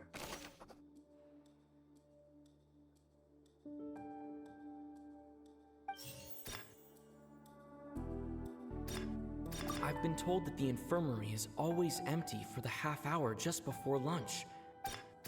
The Fonta promoter has been struggling because he doesn't recognize the real value of coupons. Meanwhile, the Duke believes that only idiots who don't We often see Miss Sigewin observing the... Fonta's internal report suggests that they're starting a new trial of an unnamed and unpackaged product. But the product has to undergo a trial because even Fonta's own employees have a lot of reservations about it.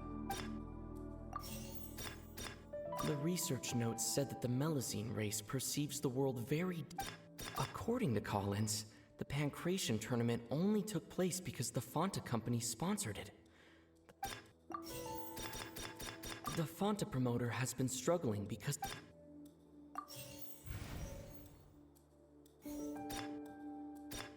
The Fonta promoter has been struggling because he doesn't recognize the real value of coupons. Meanwhile, I've been told that the infirmary is always empty for the half hour just before lunch. But what could Sigewin be doing during that time? We often see Miss Sigewin observing the prisoners at work near the production zone. The research notes said that the Melusine race I've been told that the infirmary is always... The research notes said that the We often see Miss Sigewin observe...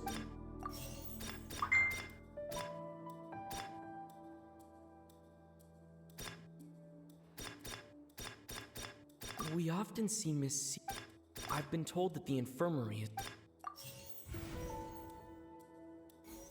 Okay. I've been told that the infirmary is... The Fonta promoter has been struggling because he doesn't recognize... According to Collins, the Pancration tournament... We often see Miss Sigewin observing the prisoners at work. I've been told that the infirmary is always empty. The Fonta promoter has been struggling. The research notes said that the Melusine... Fonta's internal report suggests that they're starting a new... We often see Miss Fonta's internal reports... According to Collins, the Pancration... What? We often see Miss According to Collins, the I've been told that the infirmary is... The Fonta promoter has been struggling. Fonta's internal report suggests... Why is this? What? Why is this? We often see Miss Siegewein up. I've been told that the infirmary is. We often see Miss Sie. The research notes said that the melusine. The research notes said that the melusine. We often see Miss Siegewein. The research notes. I've been told that the infirmary is. Okay, what? So that's what's going on. Paimon understands it now. Who would have guessed? The hidden rule of the production zone. People are not supposed to work 3 days in a row, and if they do, they'll get strange meat in their welfare meal.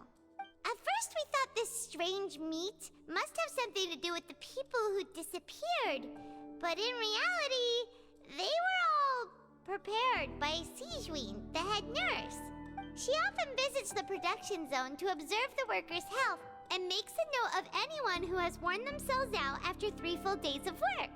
Out of her sense of duty as the head nurse, as well as her genuine concern for the workers' health, Siegewein visits the cafeteria right before lunch and cooks an extra dish for those who can use the stamina boost. Siegewein has only the best intentions with her surprise gift and doesn't want anyone to find out about what she does. However, unfortunately, Melusines as a race perceive the world differently from humans, and their sense of aesthetics is even more alien to us. The recipients of her lovingly prepared special meals cannot taste the care within and usually just freak out. Are we on the right track? Not bad. You've uncovered Siegewein's secret and even guessed her intentions correctly as well. It's nice to know that her efforts have not gone unacknowledged. All right, now for my next question. There are also some hidden rules in the Pancration Ring, including the one that you're not allowed to support both sides of a fight.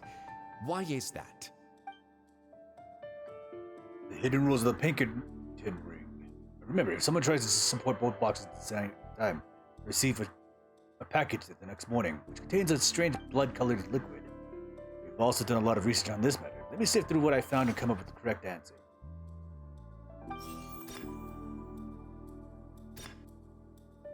Fonta's internal report suggests that we often see Miss Siege. The Fonta promoter has been struggling because he doesn't recognize the research notes said that according to Collins, the Pancration tournament only took place because the Fonta company sponsored it. The Fonta promoter has been struggling because he does. Fonta's internal report suggests that they're starting a new trial of an according to Collins, Fonta's internal report suggests that there's. The Fonta promoter has been. Fonta's internal report suggests. The research notes said that we often see Miss. Fonta's internal report suggests. The Fonta promoter has been.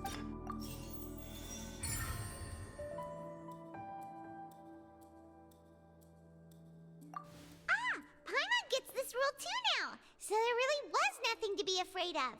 That hidden rule of the Pancration Ring is about how, people are not supposed to bet on both boxers at the same time.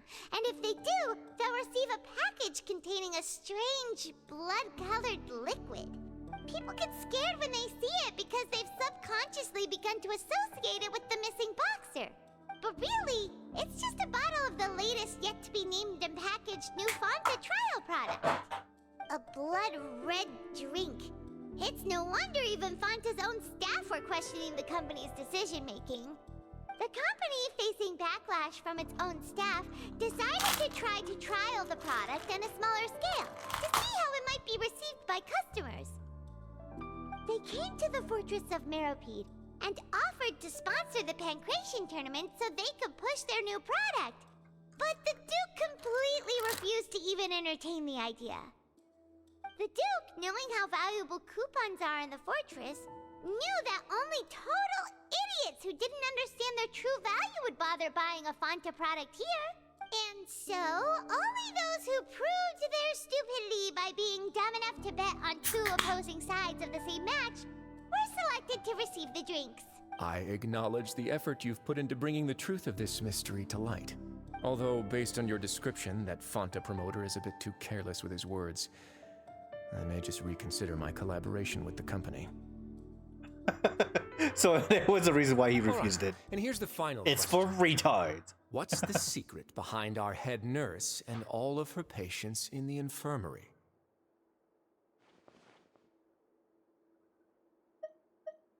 We haven't collected enough info to answer that Stop your question. cruel and pointless games, Risley! You know that we haven't finished our investigation, so there's no way we can answer the last question. The thought of sparing Lynette and Fremine never even crossed your mind. Liddy! Pay for this! Ah! Lenny, are you alright? Oh, close one. I owe you, Sigeween. That was a fantastic shot.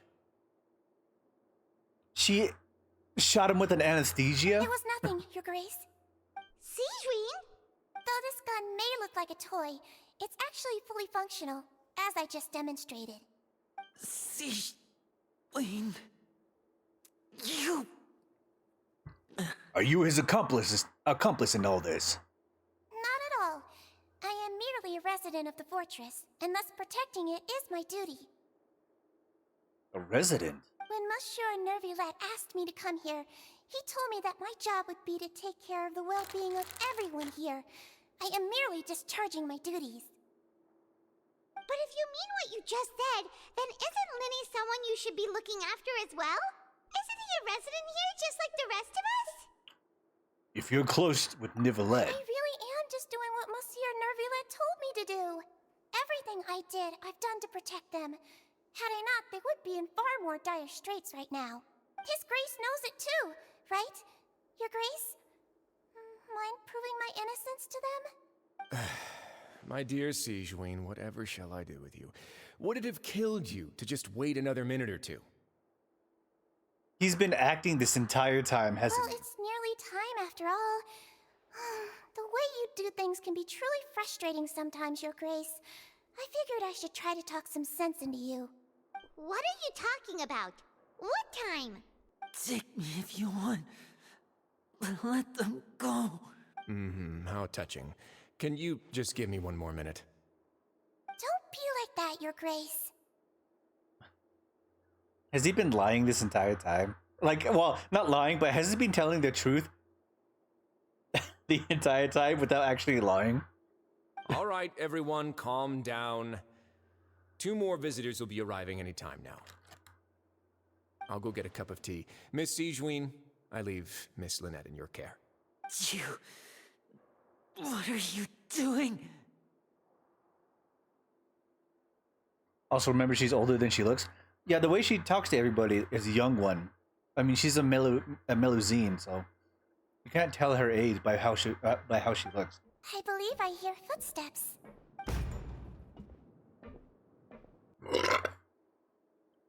Door suddenly. Some space, please. Clorinde. Ah, Miss Clorinde. My door. Is he mad? Did she break the door? Fremine. Fremine. What's going on? What is Clorinde doing here? Work. I'm sorry about shooting you, Mr. Linney. The tranquilizing effect will begin to wear off soon. Please take it easy in the meantime, though. What happened to Fremine? Wasn't he diving just outside of the fortress? Why is he looking like this? These symptoms, it can't be. A flushed face, an accelerated pulse. He must have consumed primordial seawater. What did you say? Please, make some space. I'll need to give Mr. Fremine a more thorough checkup. Your Grace, I'll leave the rest to you. What do you think of the pick? I'll Give me a talk to second. Clorand while you get Fremine to where he needs to be. Everything else can wait.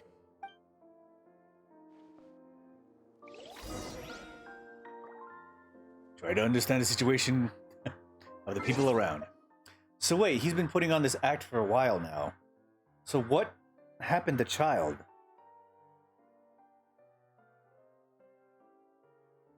An Oblivion Gate in the parking lot? How dare they?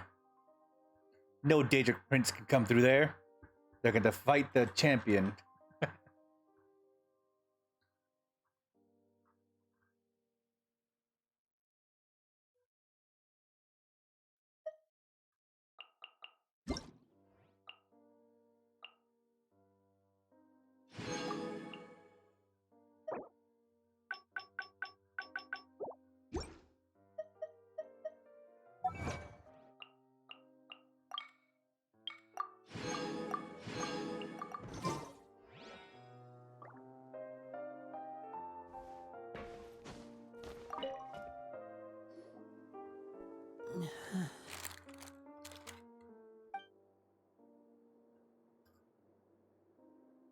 Linear expression looks disgusted. It seems like he'd rather not have Sigwin touch Fremine.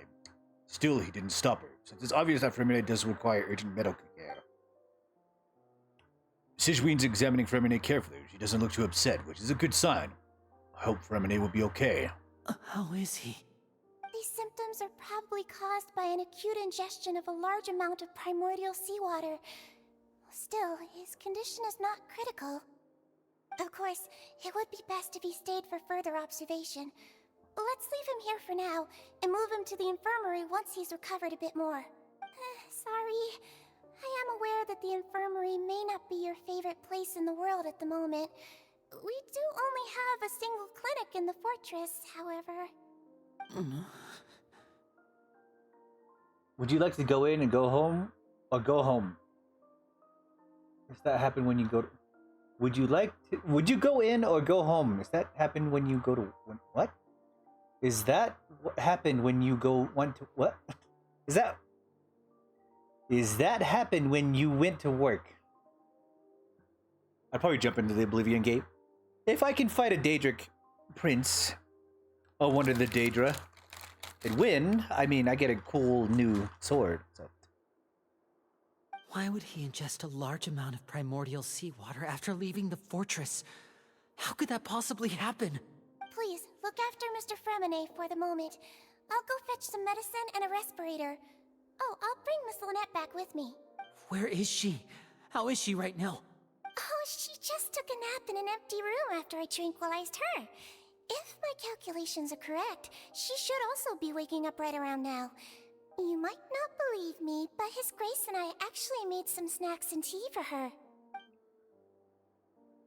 Vinny has finally begun to stop tensing his muscles on his face. It seems he trusts what Sigwin has just said.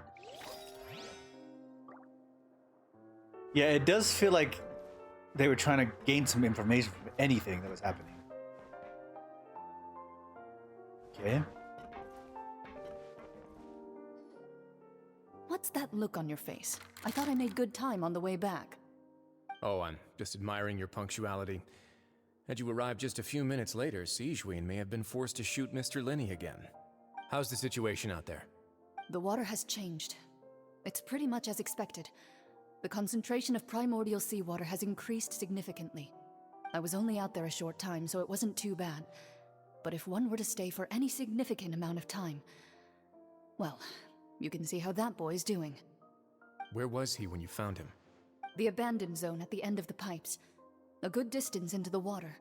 Closer than I thought. He must have recognized it early on and tried desperately to swim back. So, do you like the Duke? He's very smart. I really like that he's smart about how he plays his game. He threatened somebody who he had like no grudges against with information and stuff like that to try and gain as much information as he needed. And nobody was in real danger or anything other than Fremine, who stayed out in the primordial seawater. So he's very smart on how he wants to drag the information that he needs in order to get what he wants. So I appreciate his efforts. He does have an agenda, but it's not the worst in a way. And I think he sees in a very basic way of what he needs, what he wants, and what he could learn. I don't have any idea why he wants the father here, the house of the hearth, but he does need them to come here for whatever reason, and I don't know why. But he does have a way of coercing that out of people without threatening or killing anybody. Locking the door was necessary. I don't think we could have saved two. Two? Well, I did try to convince him that I had my reasons. Never seems to work, though. It would probably work on Neuvillette. He has a knack for picking out who had good intentions, even when the outcomes were all terrible. It's a bad sign if you're having to plead your case to Neuvillette. Wait. The way Chlorine talks to Withersley, it's like they personally know each other. Specifically.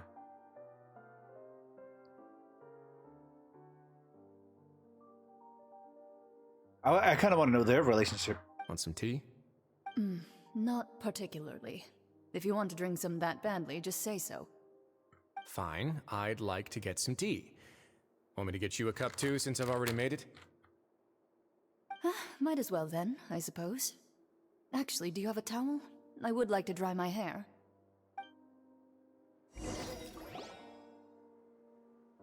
Wait, what if he's a fanboy of Chlorine? Winnie, are you okay? I'll be fine. They're all here now. Don't worry about me. Are you sure? You don't look alright. What if he's just like secretly just like a really big fanboy of Chlorine? And that's why you see he treats her so like specifically. My hands and feet are still a bit weak, but that's probably just the residual effects of the tranquilizer shot. I'm back, everyone. Hey, Lynette's awake. Lenny! Oh, Traveler, Paimon, you're here too. Remine? Is he... He'll be fine. But for now, please help me lift him up. Lenny and Lynette immediately come to lift up Remine.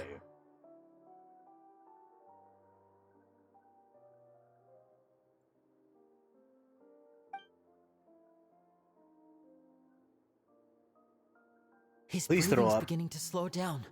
Give me a hand and help me get him to the infirmary. Yeah, I'll take him from this side. Lynette, together? On it. Traveler, you seem pretty worried about him. Want to come with us? Very well. The Duke and Clarande are gone. They probably went to get some tea. The Duke will explain the truth in just a bit.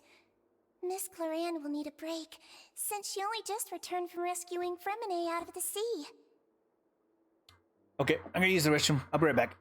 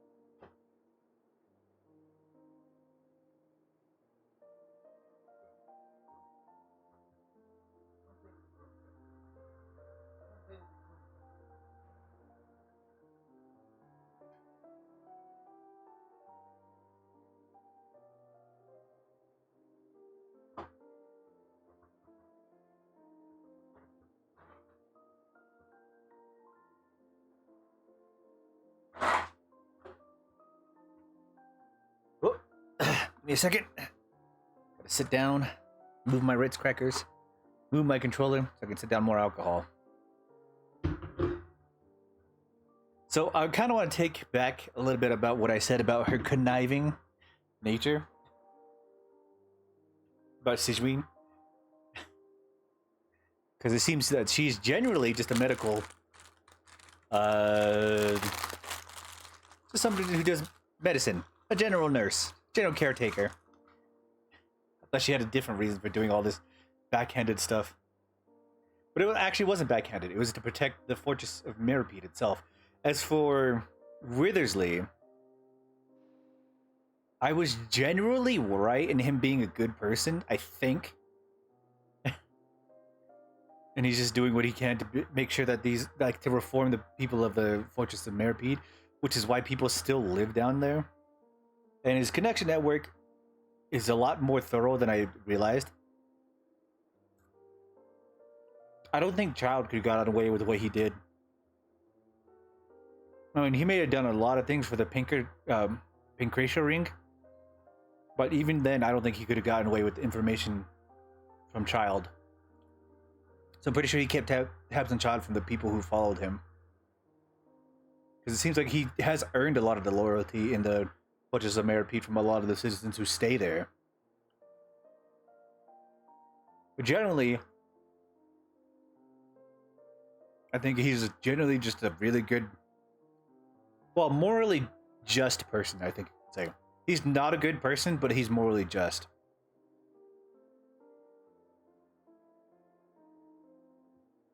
And I think that's why he's become the de facto leader and manager of the Fortress of Meripede.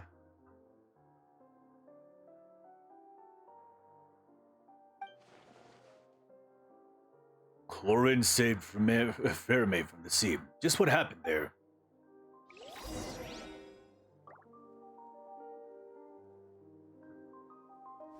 Premine.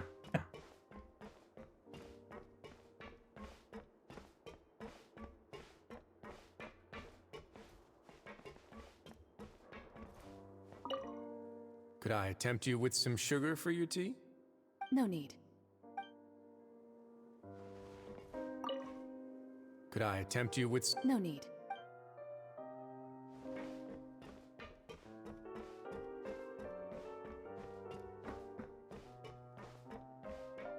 The thing is, I really want to experience his backstory to see why and how he became the owner of the Fortress of Meripede. I hope that's explained later. I mean, we still gotta do Linny's backstory. We got Lynette's hangout story as well, but that could wait for a little while.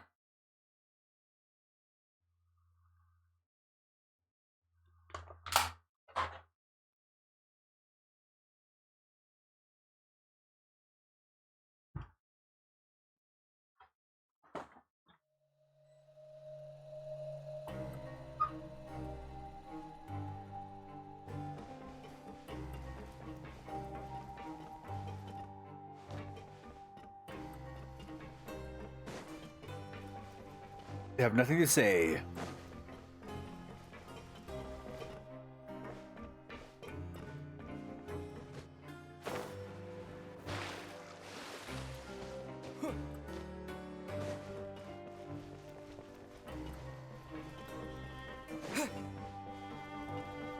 Damn. Well. Damn.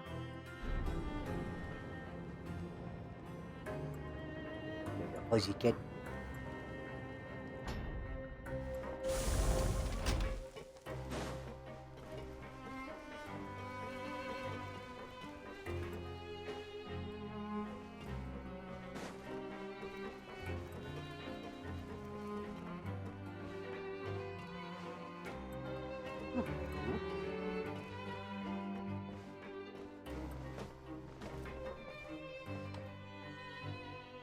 Boy. Who's a cutie boy? Mama. These essays from the Fontaine Research Institute are pretty interesting.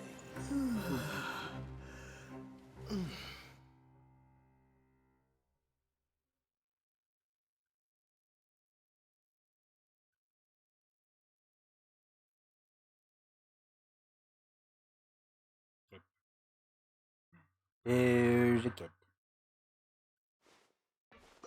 There's a cutie cat. These essays from the Fontaine Research Institute are pretty interesting.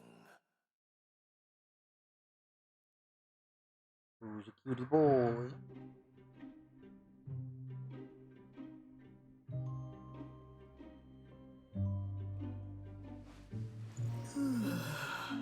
What's up? What's up? These essays from the Fontaine Research Institute are pretty interesting.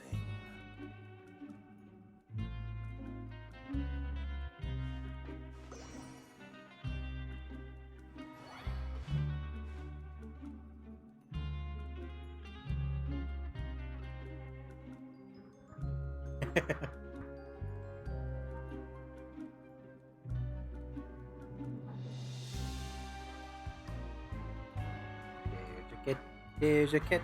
There's Magoo. These essays from the Fontaine Research Institute are pretty interesting.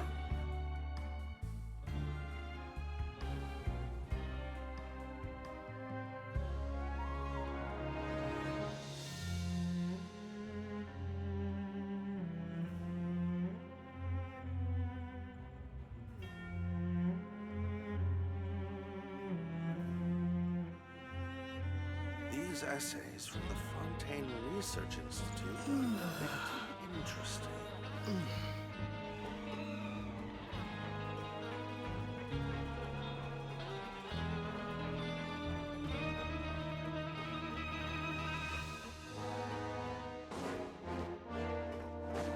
Alright, we spend time to go ahead with Sigewin as we take Fremine to the nurse's station.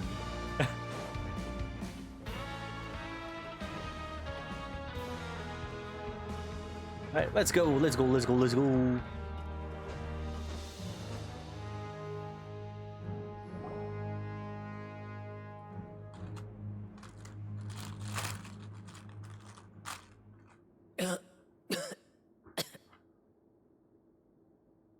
He's awake.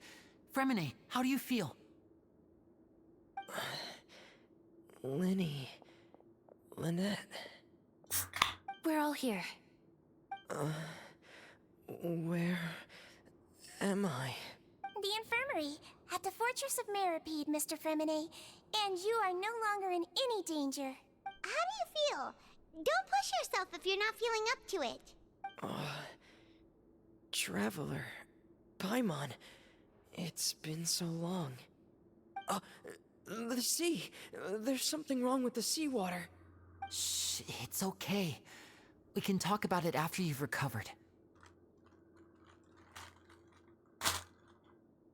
No, listen to me. This is really serious. There's primordial seawater mixed into the regular seawater. I don't know why it's there, but no one should touch it. What happened after you snuck into the pipes? Pipes.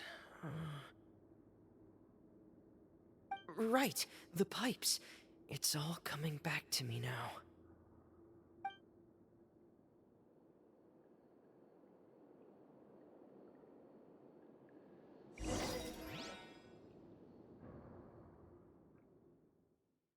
Wait, is Fremine not from Fontaine if he got in contact with primordial seawater?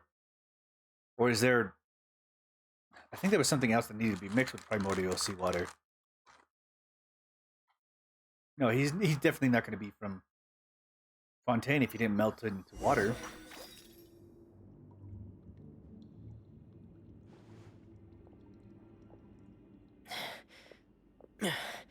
I'm in. Seems like this pipe hasn't been used in a long time. It looks abandoned.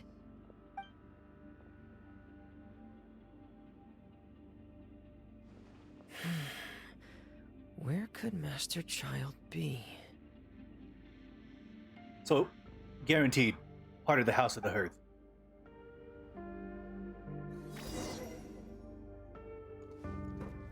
This man's a goddamn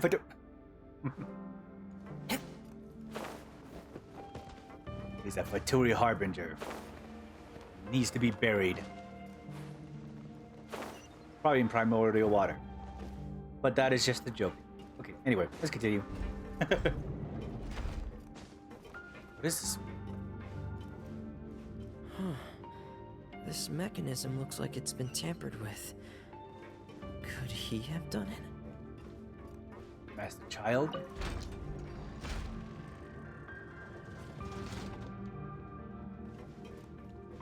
But he's a good boy. He's still part of the Fatui. He needs to be buried in water. Barely.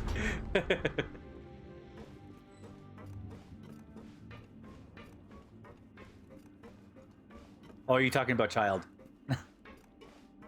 I don't know Fremene's backstory, so I can't say for sure what's gonna happen.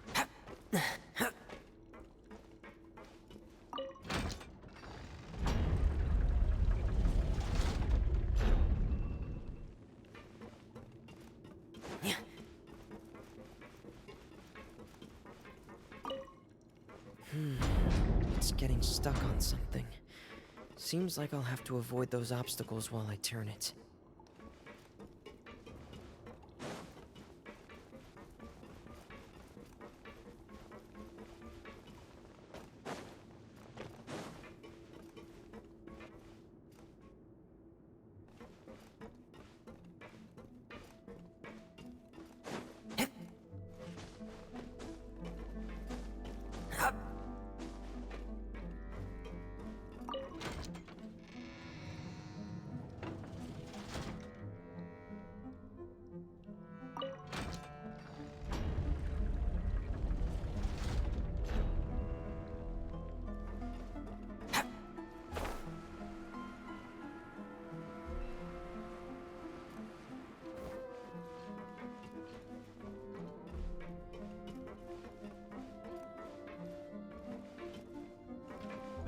Okay, well.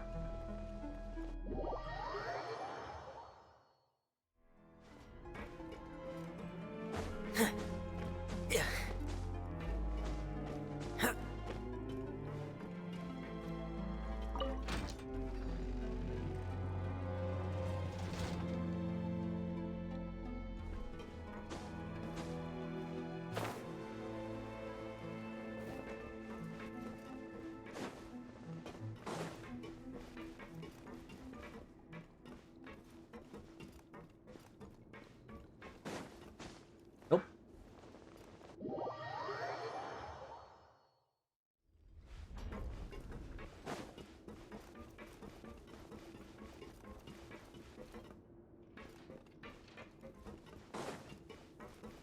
Wait, what? Yeah, these stay activated.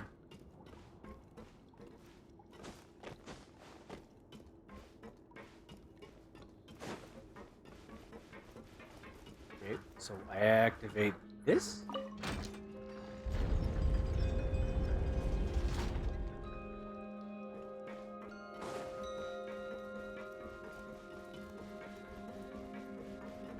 And then I activate this.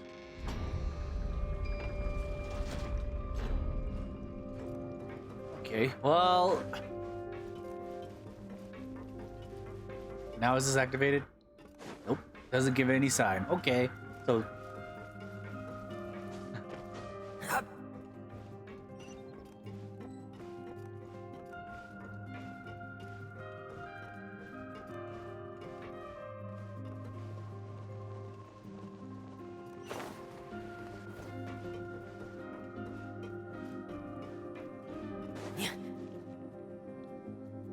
This is where the water starts. Okay. Master Child probably dived into the water. I'll go take a look as well.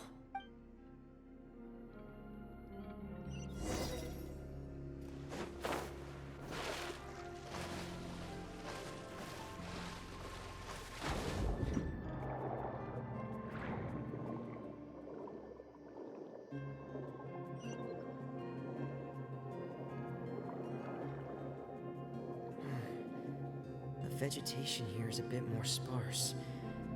These traces aren't natural. A person must have left them, And recently, I should be going in the right direction.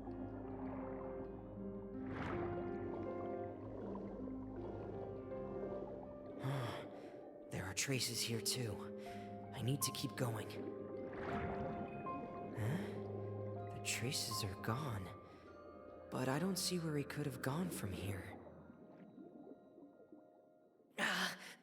Wait. What the?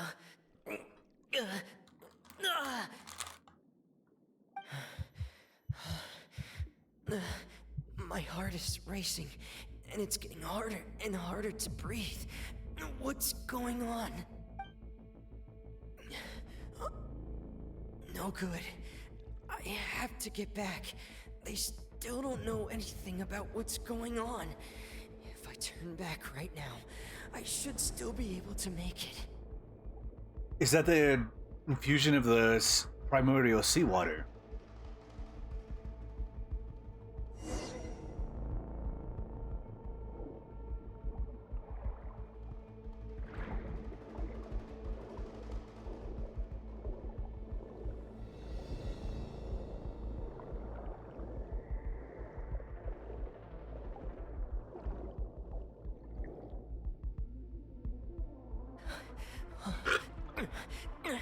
I can't die here.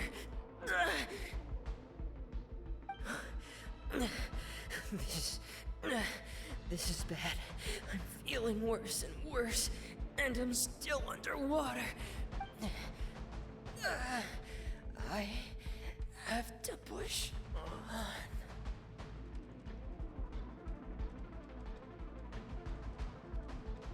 So that means Fremine is either from, like, Snezhnaya or from some other place.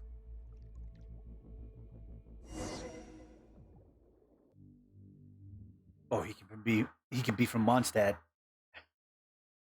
I don't know for sure.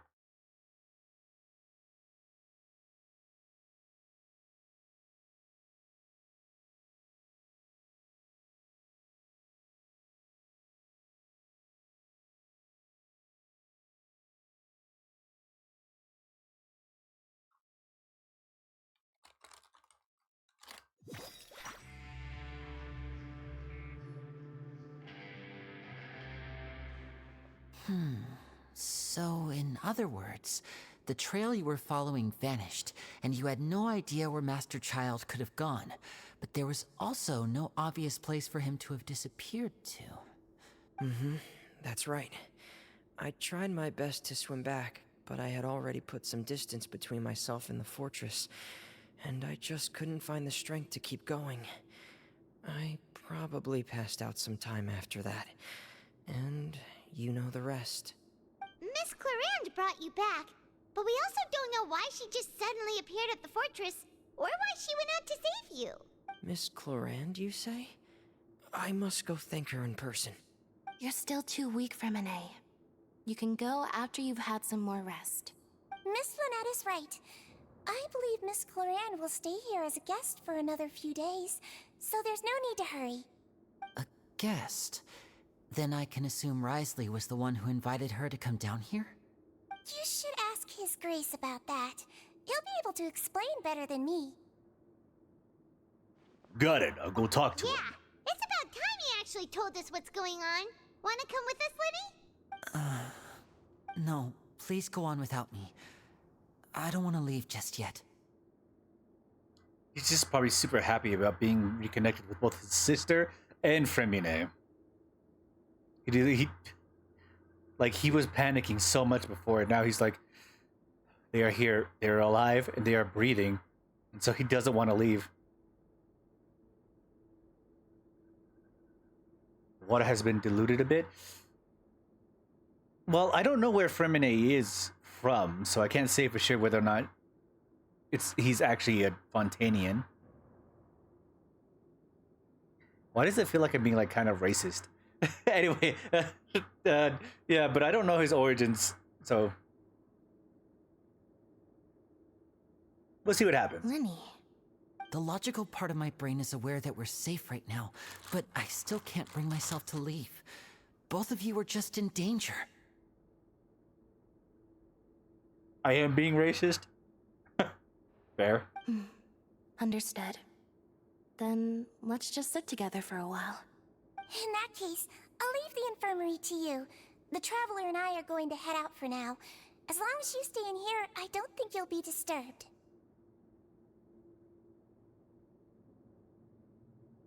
You're being like a Hassan fan, lol.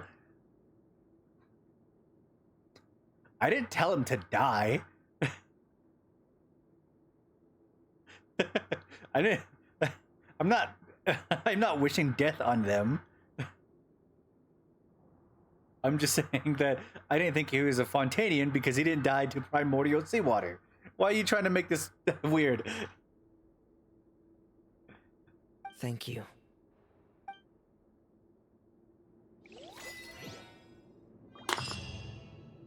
Did?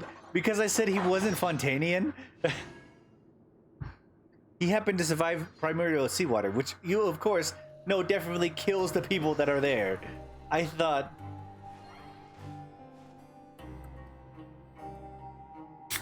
he needs to be buried? Oh. Because I thought he was part of the House of Hearth? I still don't trust him. We're still not on the trusting side. Kind of.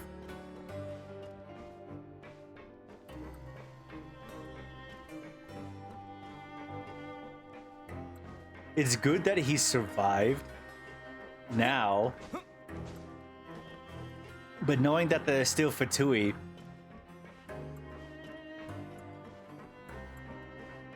it's like a very weird thing. Fatui has been our biggest enemy since, well, since Mondstadt.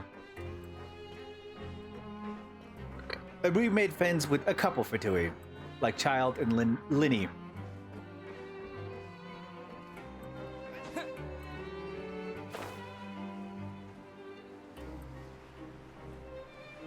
And once learning that they were Fatui, it's like, I don't know if I can trust them. So it's good that they're living, because I would hate for with Linny's backstory. I understand the reason why he's staying at the infirmary rather than going to meet Withersley.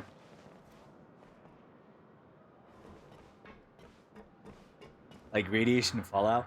Well, yeah, they did mention that the concentrated version of the primordial seawater was something that within the trial that we were researching, and the guy trying to bring back his lady friend from the primordial seawater, the oceanoid that executed the guy was very concentrated, but at the same time, well, I think it was generally the concentration that had happened. So I thought he would have been dead. I did. This is the thing. Why would we? The fact that he didn't die and turned into like pure water bubbles is probably because of the diluted version of him. But I thought primordial seawater was definitely very dangerous for any Fontanian. To see that it did hurt him, but it did, well, actually no, that makes much more sense now that I think about it. It hurt him when he interacted with it in a diluted version rather than it not affecting him at all, because the chick from Mondstadt didn't get infected at all. You Hassan fan, how dare you? That motherfucker needs to be arrested. I still want to go to his chat just to put the just to put the percentage of how much fucked he might be.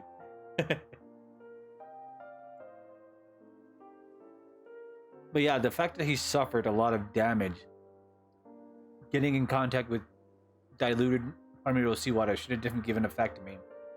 With the person from Mondstadt just got covered in it. But I didn't think about that. He's a booty warrior?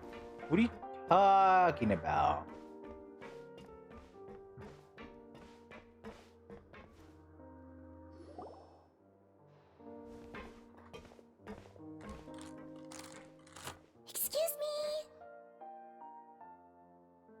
I take it Mr. Fremenet's condition has stabilized? Of course. I wouldn't have left the infirmary otherwise. I've been expecting those two, but might I inquire as to the purpose of your visit, Miss Siegewien? I wanted to check up on Miss Cloran.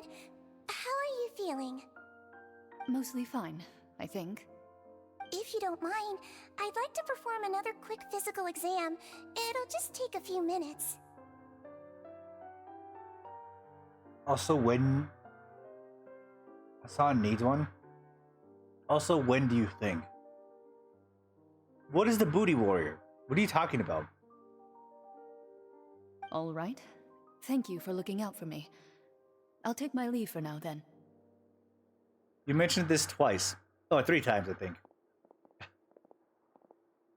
Well, want to explain yourself, Risley? Of course, but I'm not partial to the word choice of explain. How about enlighten? Please enlighten us as much as you could like. Where should I begin? How about you start by asking me any questions you have? You can start with whichever one you'd like to get answered the most. Then Paimon will begin. Did you know about Lenny's goals from the very beginning? No. I just knew they were Fatui operatives sent to the fortress by the Knave. As for their specific goals, I only figured those out as you made progress on your investigation. Oh, to investigate what Child was doing. You managed to monitor and stay ahead of them even though you didn't know what they were trying to do? They came here with ulterior motives. I'm quite adept at discerning what that kind of behavior signals. Why didn't you stop them? Initially, I thought their goal was just to investigate Child's disappearance. Linny suggested that I had deliberately let him escape, but in truth, I didn't really do anything special to help or hinder him while he was here. Everything he did, from finding helpers to leaving this place, he did on his own. Of course, it's inevitable that the Knave would make a big deal out of her fellow Harbinger's unexplained disappearance. So he does know the Knave personally, because the unexplained disappearance is very unusual, but the fact that she made a big deal out of it means that they know each other kind of personally, or if they've seen each other, met a couple times. That means they have a relationship in some way, either met once or twice, or if they've seen each other once or twice. So they have some connection, but the fact that he knows that the unexplained disappearance is a big deal means this meant a lot for some situation. I'm also quite curious about where that Harbinger went, so I figured I might as well let the Fatui do their own investigative work. All I care about is the answer. So you were hoping Linny's group would just do your work for you? I mean... You make it sound like that's a bad thing. Unfortunately, things didn't go as planned. I assume that Fremenet has told you already, the ratio of primordial seawater around the fortress of Meripede is on the rise. The Forbidden Zone has always been Linny's target, and you got roped into that investigation after running into him. I began to intervene out of concern for your safety, and also to prevent the fortress from becoming entangled in more irksome matters. Well, that would have been involved with Neuvillette. Because it seems like Neuvillette likes Withersley. Even though they kind of like speak badly about each other in like kind of like weird ways. They don't compliment each other, but they don't talk positive about each other. But they do have a general respect for each other in what they do. Which is why we were showing the whole tour situation. And the fact that he was still trying to protect Neuvillette's convoy for this situation. Are the rumors true that you're also a former criminal? Now, why would you put it like that? Isn't staying here all day and serving as the manager of the fortress a kind of sentence unto itself? Another form of prison? I just happen to have some support from the rest of the inmates. That's all.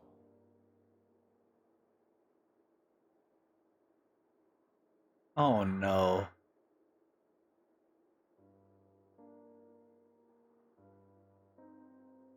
He's the de facto leader. Oh no. Oh no. Oh, right. Paimon wanted to ask, who invited Cloran down here? Me, of course. I paid her good Mora to come down to the fortress for some field work. Oh, I thought it was a personal situation. Okay, well, Mora. As a champion duelist, Miss Cloran could be considered to be an independent party. I needed to find an exceptionally capable person to help me get through the impending crisis. And saving Fremine was part of that crisis? You can think of it like that, yes.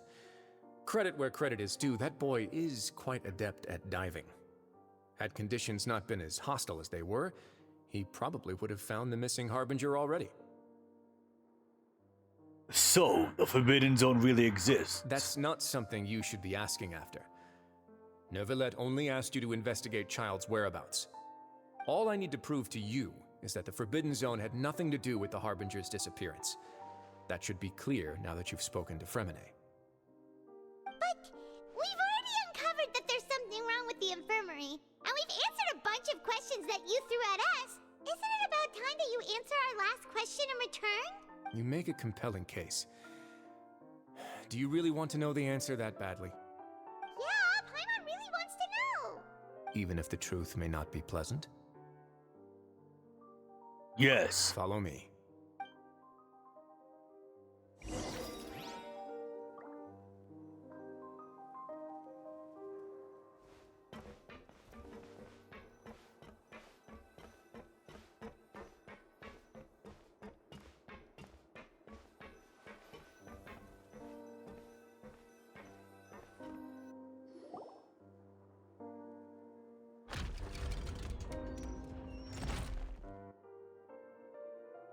There's a hidden door here?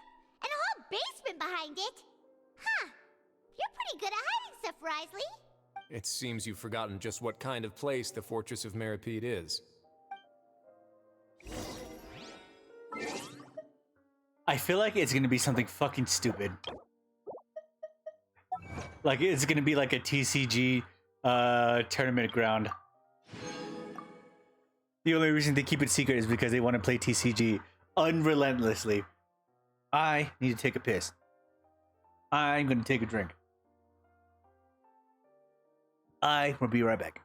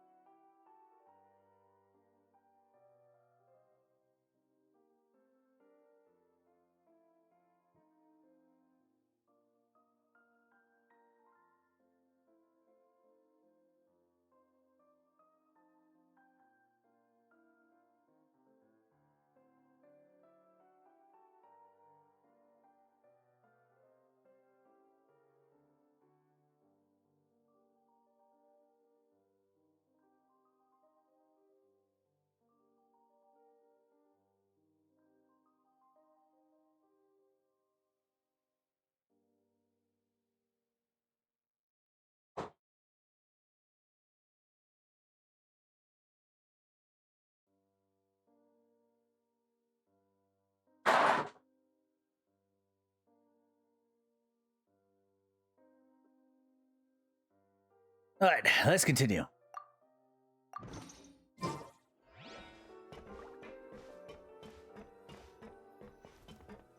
Sijuin, what are you hiding?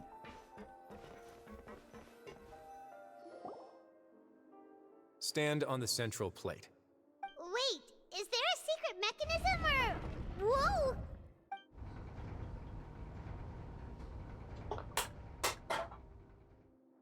Once everyone's taking the position of the circular plate, it begins to go downwards.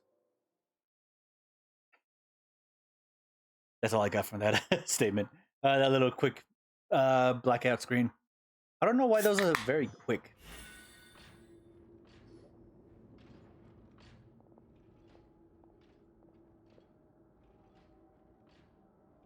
And that is... Huge door!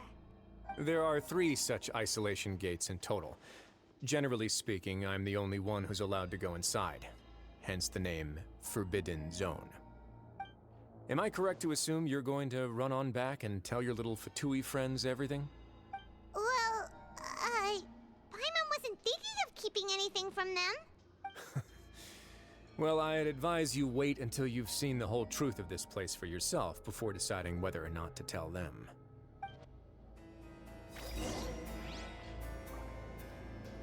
He's just gonna give us the lowdown? Withersley.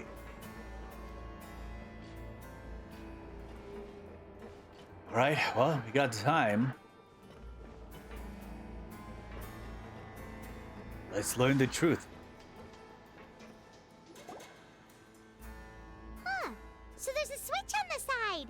Stand back.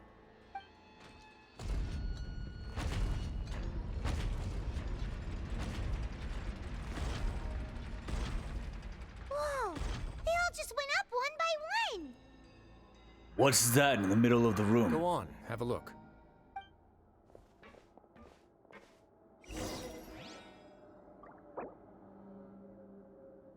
You definitely know that Withersley knows who he's talking to.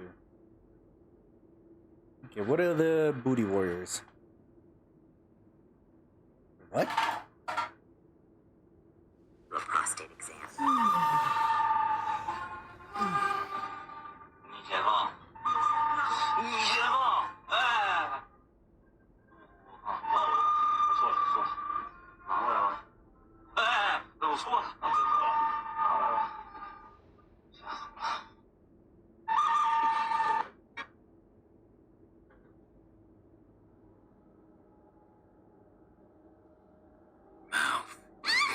This stunning support champion will bully. I'm glad you invited me.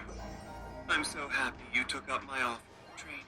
Yeah, give us a minute. I'll be waiting. You there? Oh, okay. I think I remember this one. Ain't no way you're gonna bring that guy back again.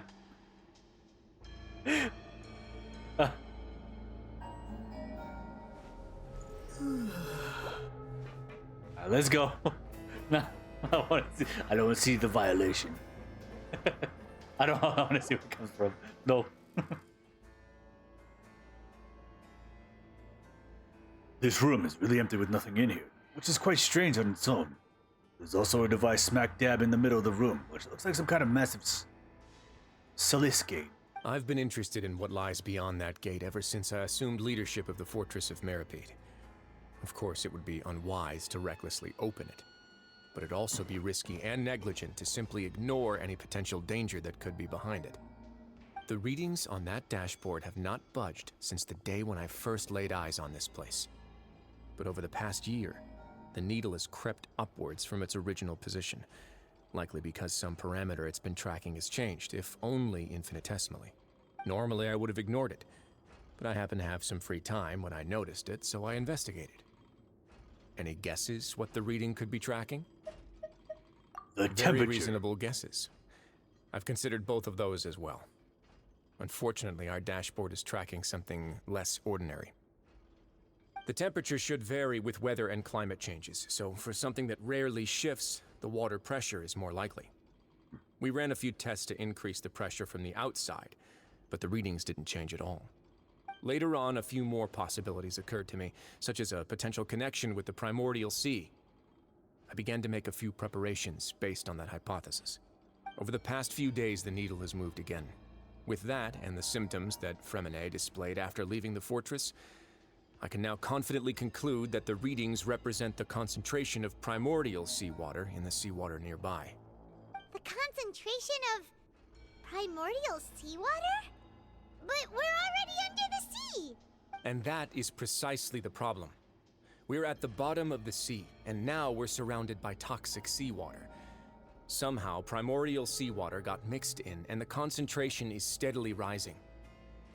Primordial seawater is continually leaking into the sea. Yes, that's very likely. But forget about the two of us. Not even Neuvillette knows where the primordial sea could be, much less where we could find and plug a leak. Oh. Oh! seems like you've figured it out. I believe the primordial sea lies directly beneath this sluice gate. For some reason, the primordial seawater levels have risen significantly, and it's now very close to us. The indicators are now red. Although the gate still stands, some primordial seawater has already leaked out and mixed into the sea around us. Very dangerous. If this continues, soon it will no longer be able to hold back the primordial sea at all. If this gate falls, all of Fontaine will fall with it. You know what the legends say. If this place falls, then everyone in Fontaine will be turned into puddles in the span of a night. But that's just too weird! Why would the Fortress of Meripede be built right above a sluice gate for the Primordial Sea? Who built this place anyway? Your expression tells me you think this might be part of a vast, complicated conspiracy. You might find the actual answer may be exceedingly boring. It's just that the secret of the Forbidden Zone had been long forgotten by the nation before I rediscovered it with my research. He's a researcher? Oh no, don't tell me he's a researcher from the Fontaine Institute. There's no single founder of the Fortress of Meripede in any traditional sense. What we know about its history has been left to us by the people who used to live here. When the previous Hydro Archon, Egeria, ruled the land, all convicted criminals from Fontaine were exiled. The people drove the criminals away like a wolf pack chasing away the banished. The criminals received no sympathy of any kind from the people. They were exiled to the desolate seaside, where they experienced only pain, struggle, and the bone-chilling cold. Some of them began to repent, and prayed to the Hydro Archon, asking if there was still anything they could do. The Hydro Archon took pity on them, and said, "You may go guard my secret, deep underneath the waves." And so, leaning on the power of the Hydro Archon, they gathered underneath the sea and began to build a fortress. They became a community down there in the deeps, and over the years helped it to grow. As the number of exiles increased, more and more people joined the community. When the first group of exiles died, they left the yet unfinished fortress to their successors. The Hydro Archon continued to lend her support, allowing the fortress and what it stood for to continue growing ever larger.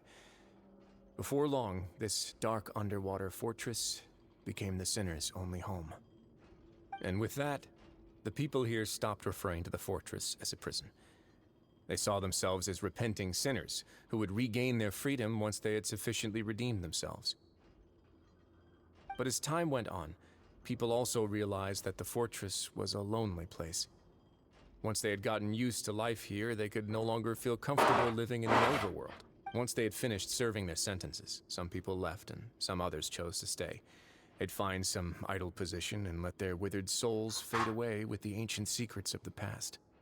After many, many centuries, few people still remember the reason for the fortress's founding. Now they just see it as an integral pillar of Fontainian society, as the place where criminals deserve to be sent. Now and again, researchers manage to break one law or another and live out their days in the fortress.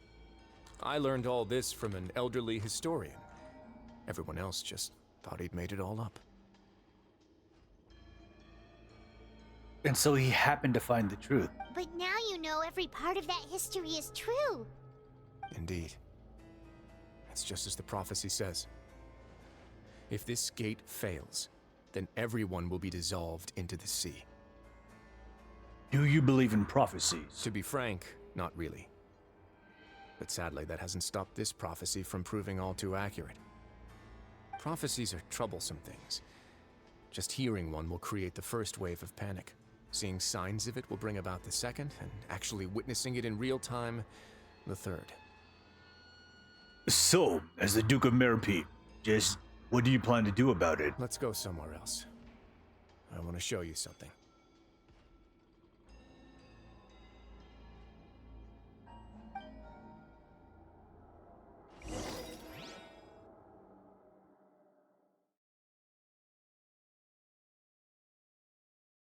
So the water rising is just primordial sea just leaking out. Just mixing with the diluted water until it becomes more concentrated. Your Grace, perfect timing. The results from our last round of experiments have... Wait, Jurier, he's not alone! Huh? Lorvine and Jurier? No need to panic, you two. I've already told them about our plan. What? After you warned us not to tell a single soul about any of this? I'm skeptical as well. Are you sure they are trustworthy? The results speak for themselves, don't they? These two may already know more than you could ever imagine. Okay, what are they doing? Alright then, if Your Grace insists. They seem harmless enough, so I'll trust them for now. Well, how about some reintroductions? This is Jurier, one of the highest-ranked researchers from the Fontaine Research Institute. He used to work under Edwin. I trust that you've heard of Edwin? He's the one who blew the whole institute sky high. Everyone knew he was a bit crooked in the head, but you're not local, so I guess it's possible for you not to have heard of him. Yeah, I haven't been to the institute, so... Edwin's main areas of research were archeum and gravimeters. As his assistant, Jurier is quite familiar with them as well. I hired him to be my technical consultant. You want to blow up the fortress of Meripede? Ah, what a lovely idea. I'm already imagining it in my head. What about the people who love it? Wait, what? Gotta admit, I'm tempted as well. And he's very for it. Guys, focus! Focus! That taskmaster over there is Miss Lorvine, and is also one of my technical consultants. While Jurier used to be Edwin's assistant, she used to be Jurier's assistant. Okay. Ooh, are they together? Was that really necessary? See, everyone keeps asking this question. Are you too sure you're not a couple and just using your work as a convenient cover? Even he's not sure. Your Grace, I am not in a relationship with this man. If I dated her, I'd officially be madder than Edwin. Oh, don't tell me she's gonna say something. Jeez, forget I said anything then. Okay, she didn't say anything. Follow me.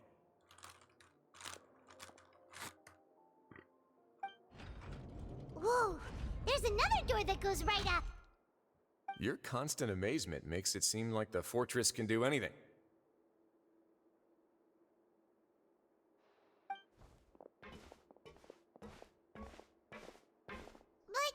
Paimon really thinks everything's super cool. I mean, we don't know what the fortress of Meripede is capable of quite as much as we think we thought it had. I mean, the inclusion of the mechas should have given leeway to like how complicated the mechanisms could be, but being locked in here for a couple of days and seeing the basic kind of like inputs and stuff like that wouldn't have given the idea that something would have been hiding behind these closed doors if you didn't take enough time to like study the mechanics behind them. So in the back process of the mind, you definitely think like these new things that are showing up and being exposed to us are definitely new things that you probably didn't think about for a second if you weren't paying attention. Well, let's spice it up a bit. And here you go.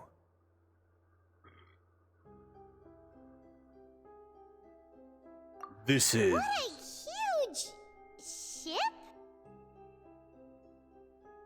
I don't think it's a ship.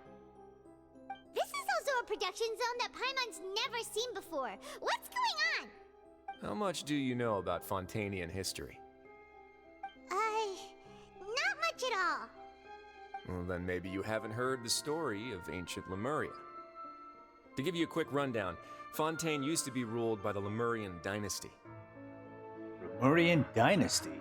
Okay, that's the first I've ever heard of. According to legend, the Lemurian king Remus came to this land after being inspired by divine revelation and found the seer Sibila, who had taken on the form of a golden bee. Taking the golden bee with him and riding on a huge ship, the Fortuna, he created his nation above the surging waves. Okay, Fortuna I've heard of. Remus. I don't think I've heard that before. But I could be lying. But Sibylla is, I think, new. He called his nation Lemuria and used the Fortuna to incessantly search for new tribes and islands, calling on them to join his empire. There's a ship in this story too? Where there's water, there'll be ships.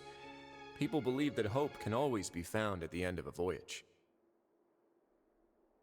Do you believe that too? To a point, I think. As you've already seen, I have a whole factory's worth of labor, materials, and technology at my disposal. Certainly can't hurt to give it a try. Oh, okay. Entrepreneurism in its finest idea. So the moment I began to speculate that the primordial sea might lie underneath the gate, I also began this project. Okay. That is probably built with caution in the mind. Were you inspired by the legendary Fortuna? No, I think it was more inspired by protecting the land. Maybe. Fontanians need something to hold on to cope with the impending disaster. This is a plan for the ages. Were the workers to find out the truth behind this ship, riots would destroy the fortress faster than any catastrophe. As the fortress's administrator, I'd never make such a reckless call.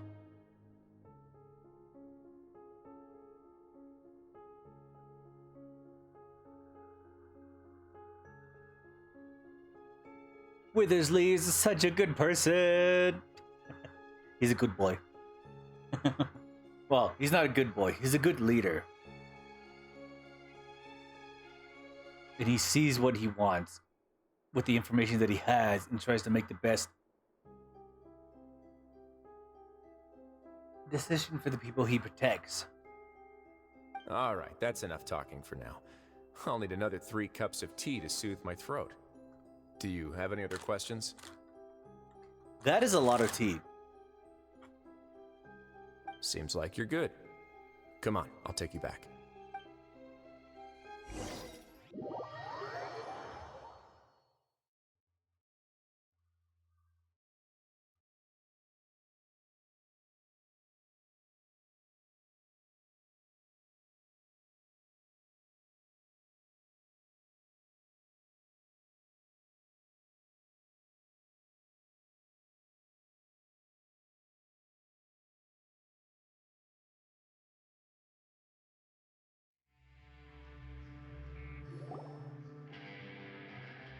I'll leave you here for now. Oh, thank you so much. No worries. But don't forget, it's up to you whether or not you want to share what you just saw. What you do from here on out will likely affect those 3 as well. He means that my actions now will decide the next step Lenny's group takes. In other words, if I want to tell Lenny the truth, I must make him understand that we cannot afford excessive conflict right now. Yeah, we'll put a lot of thought into it for sure. Yeah, we will. Great. I look forward to what happens next.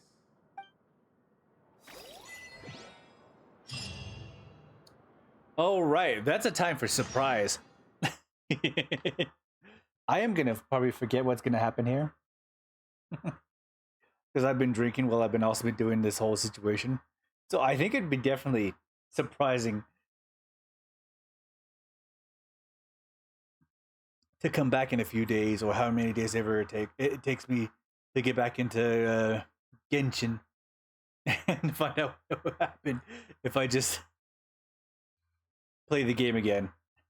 I think it'd be funny. I honestly think it would be funny. We're at the precipice of very important information and very important decision where everything could ride on the line of maybe everybody can live, but only if you can remember what happened. And I think it's a fair bet to say that I'm going to make sure I don't remember what happens. Just to seem like it could be a little bit of a fun time to make sure that something's going to happen. some information I'm gonna forget. Something I'm gonna forget. Something that's there that's gonna remind me that this is a very important situation that Lenny needs to understand. The relationships between what happens with Tremine and Lynette. And from like a, I think I'm gonna continue drinking after this stream just to make sure I can forget what happens tonight. Because I have a very bad track record for like remembering what happens after I drink. So now I have a very different motivation to basically forget everything that's gonna happen now.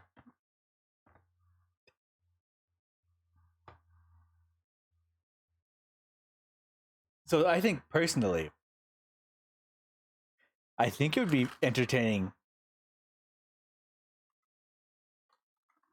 to know that I'm purposely forgetting everything that's gonna happen because I'm gonna grab another set of alcohol, drink myself into a dead end situation, and see what happens when I log in next time. As I talk to Lynette here in this very sensitive situation, because I think it would be funny. It's funny. I think it would be funny. Because whatever decision I make and whatever based idea that I have with what I understand now,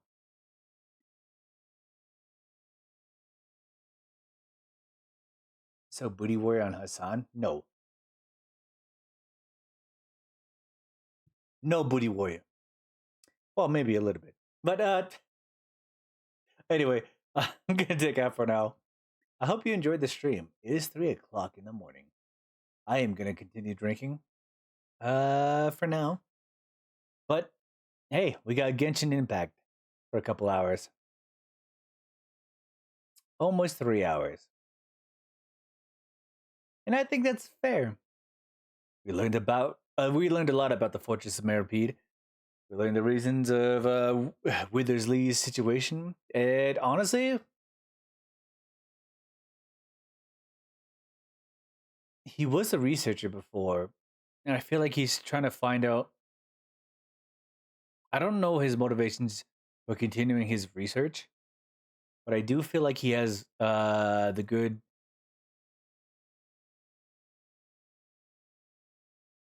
moral situation with Fontaine's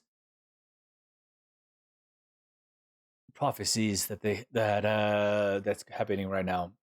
He's a researcher, so he's a man of science trying to find a way to fix this prophecy that's been happening recently with the primordial seawater. And I think that's a very good thing. He's level-headed, he's keeping his patience, he's making sure that he has his cards fully in his hands. And I like him a lot. That's a very smart man.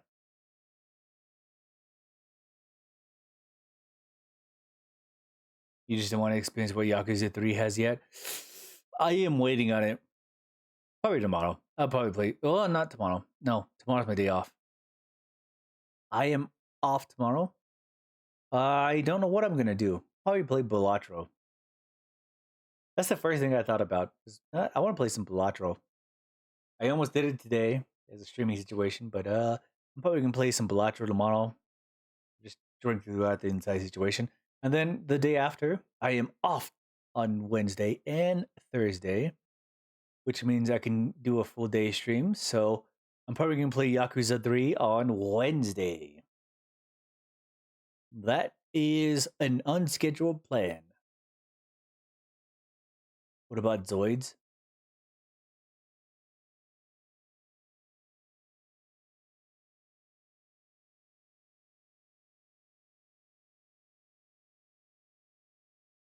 Zoids could happen. I don't know. Zoids was one of those things I could never catch all the time.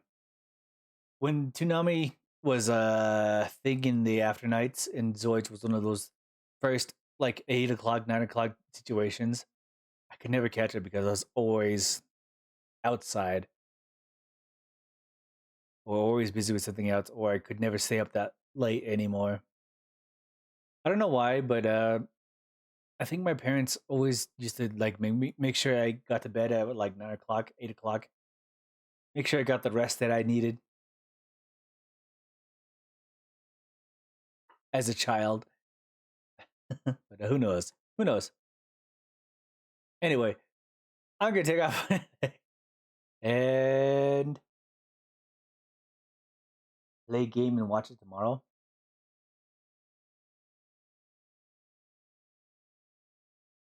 I could play Balatro on my mobile if I do have it downloaded. I gotta remember my password. Anyway, I'm gonna take out for today. All right, bye bye.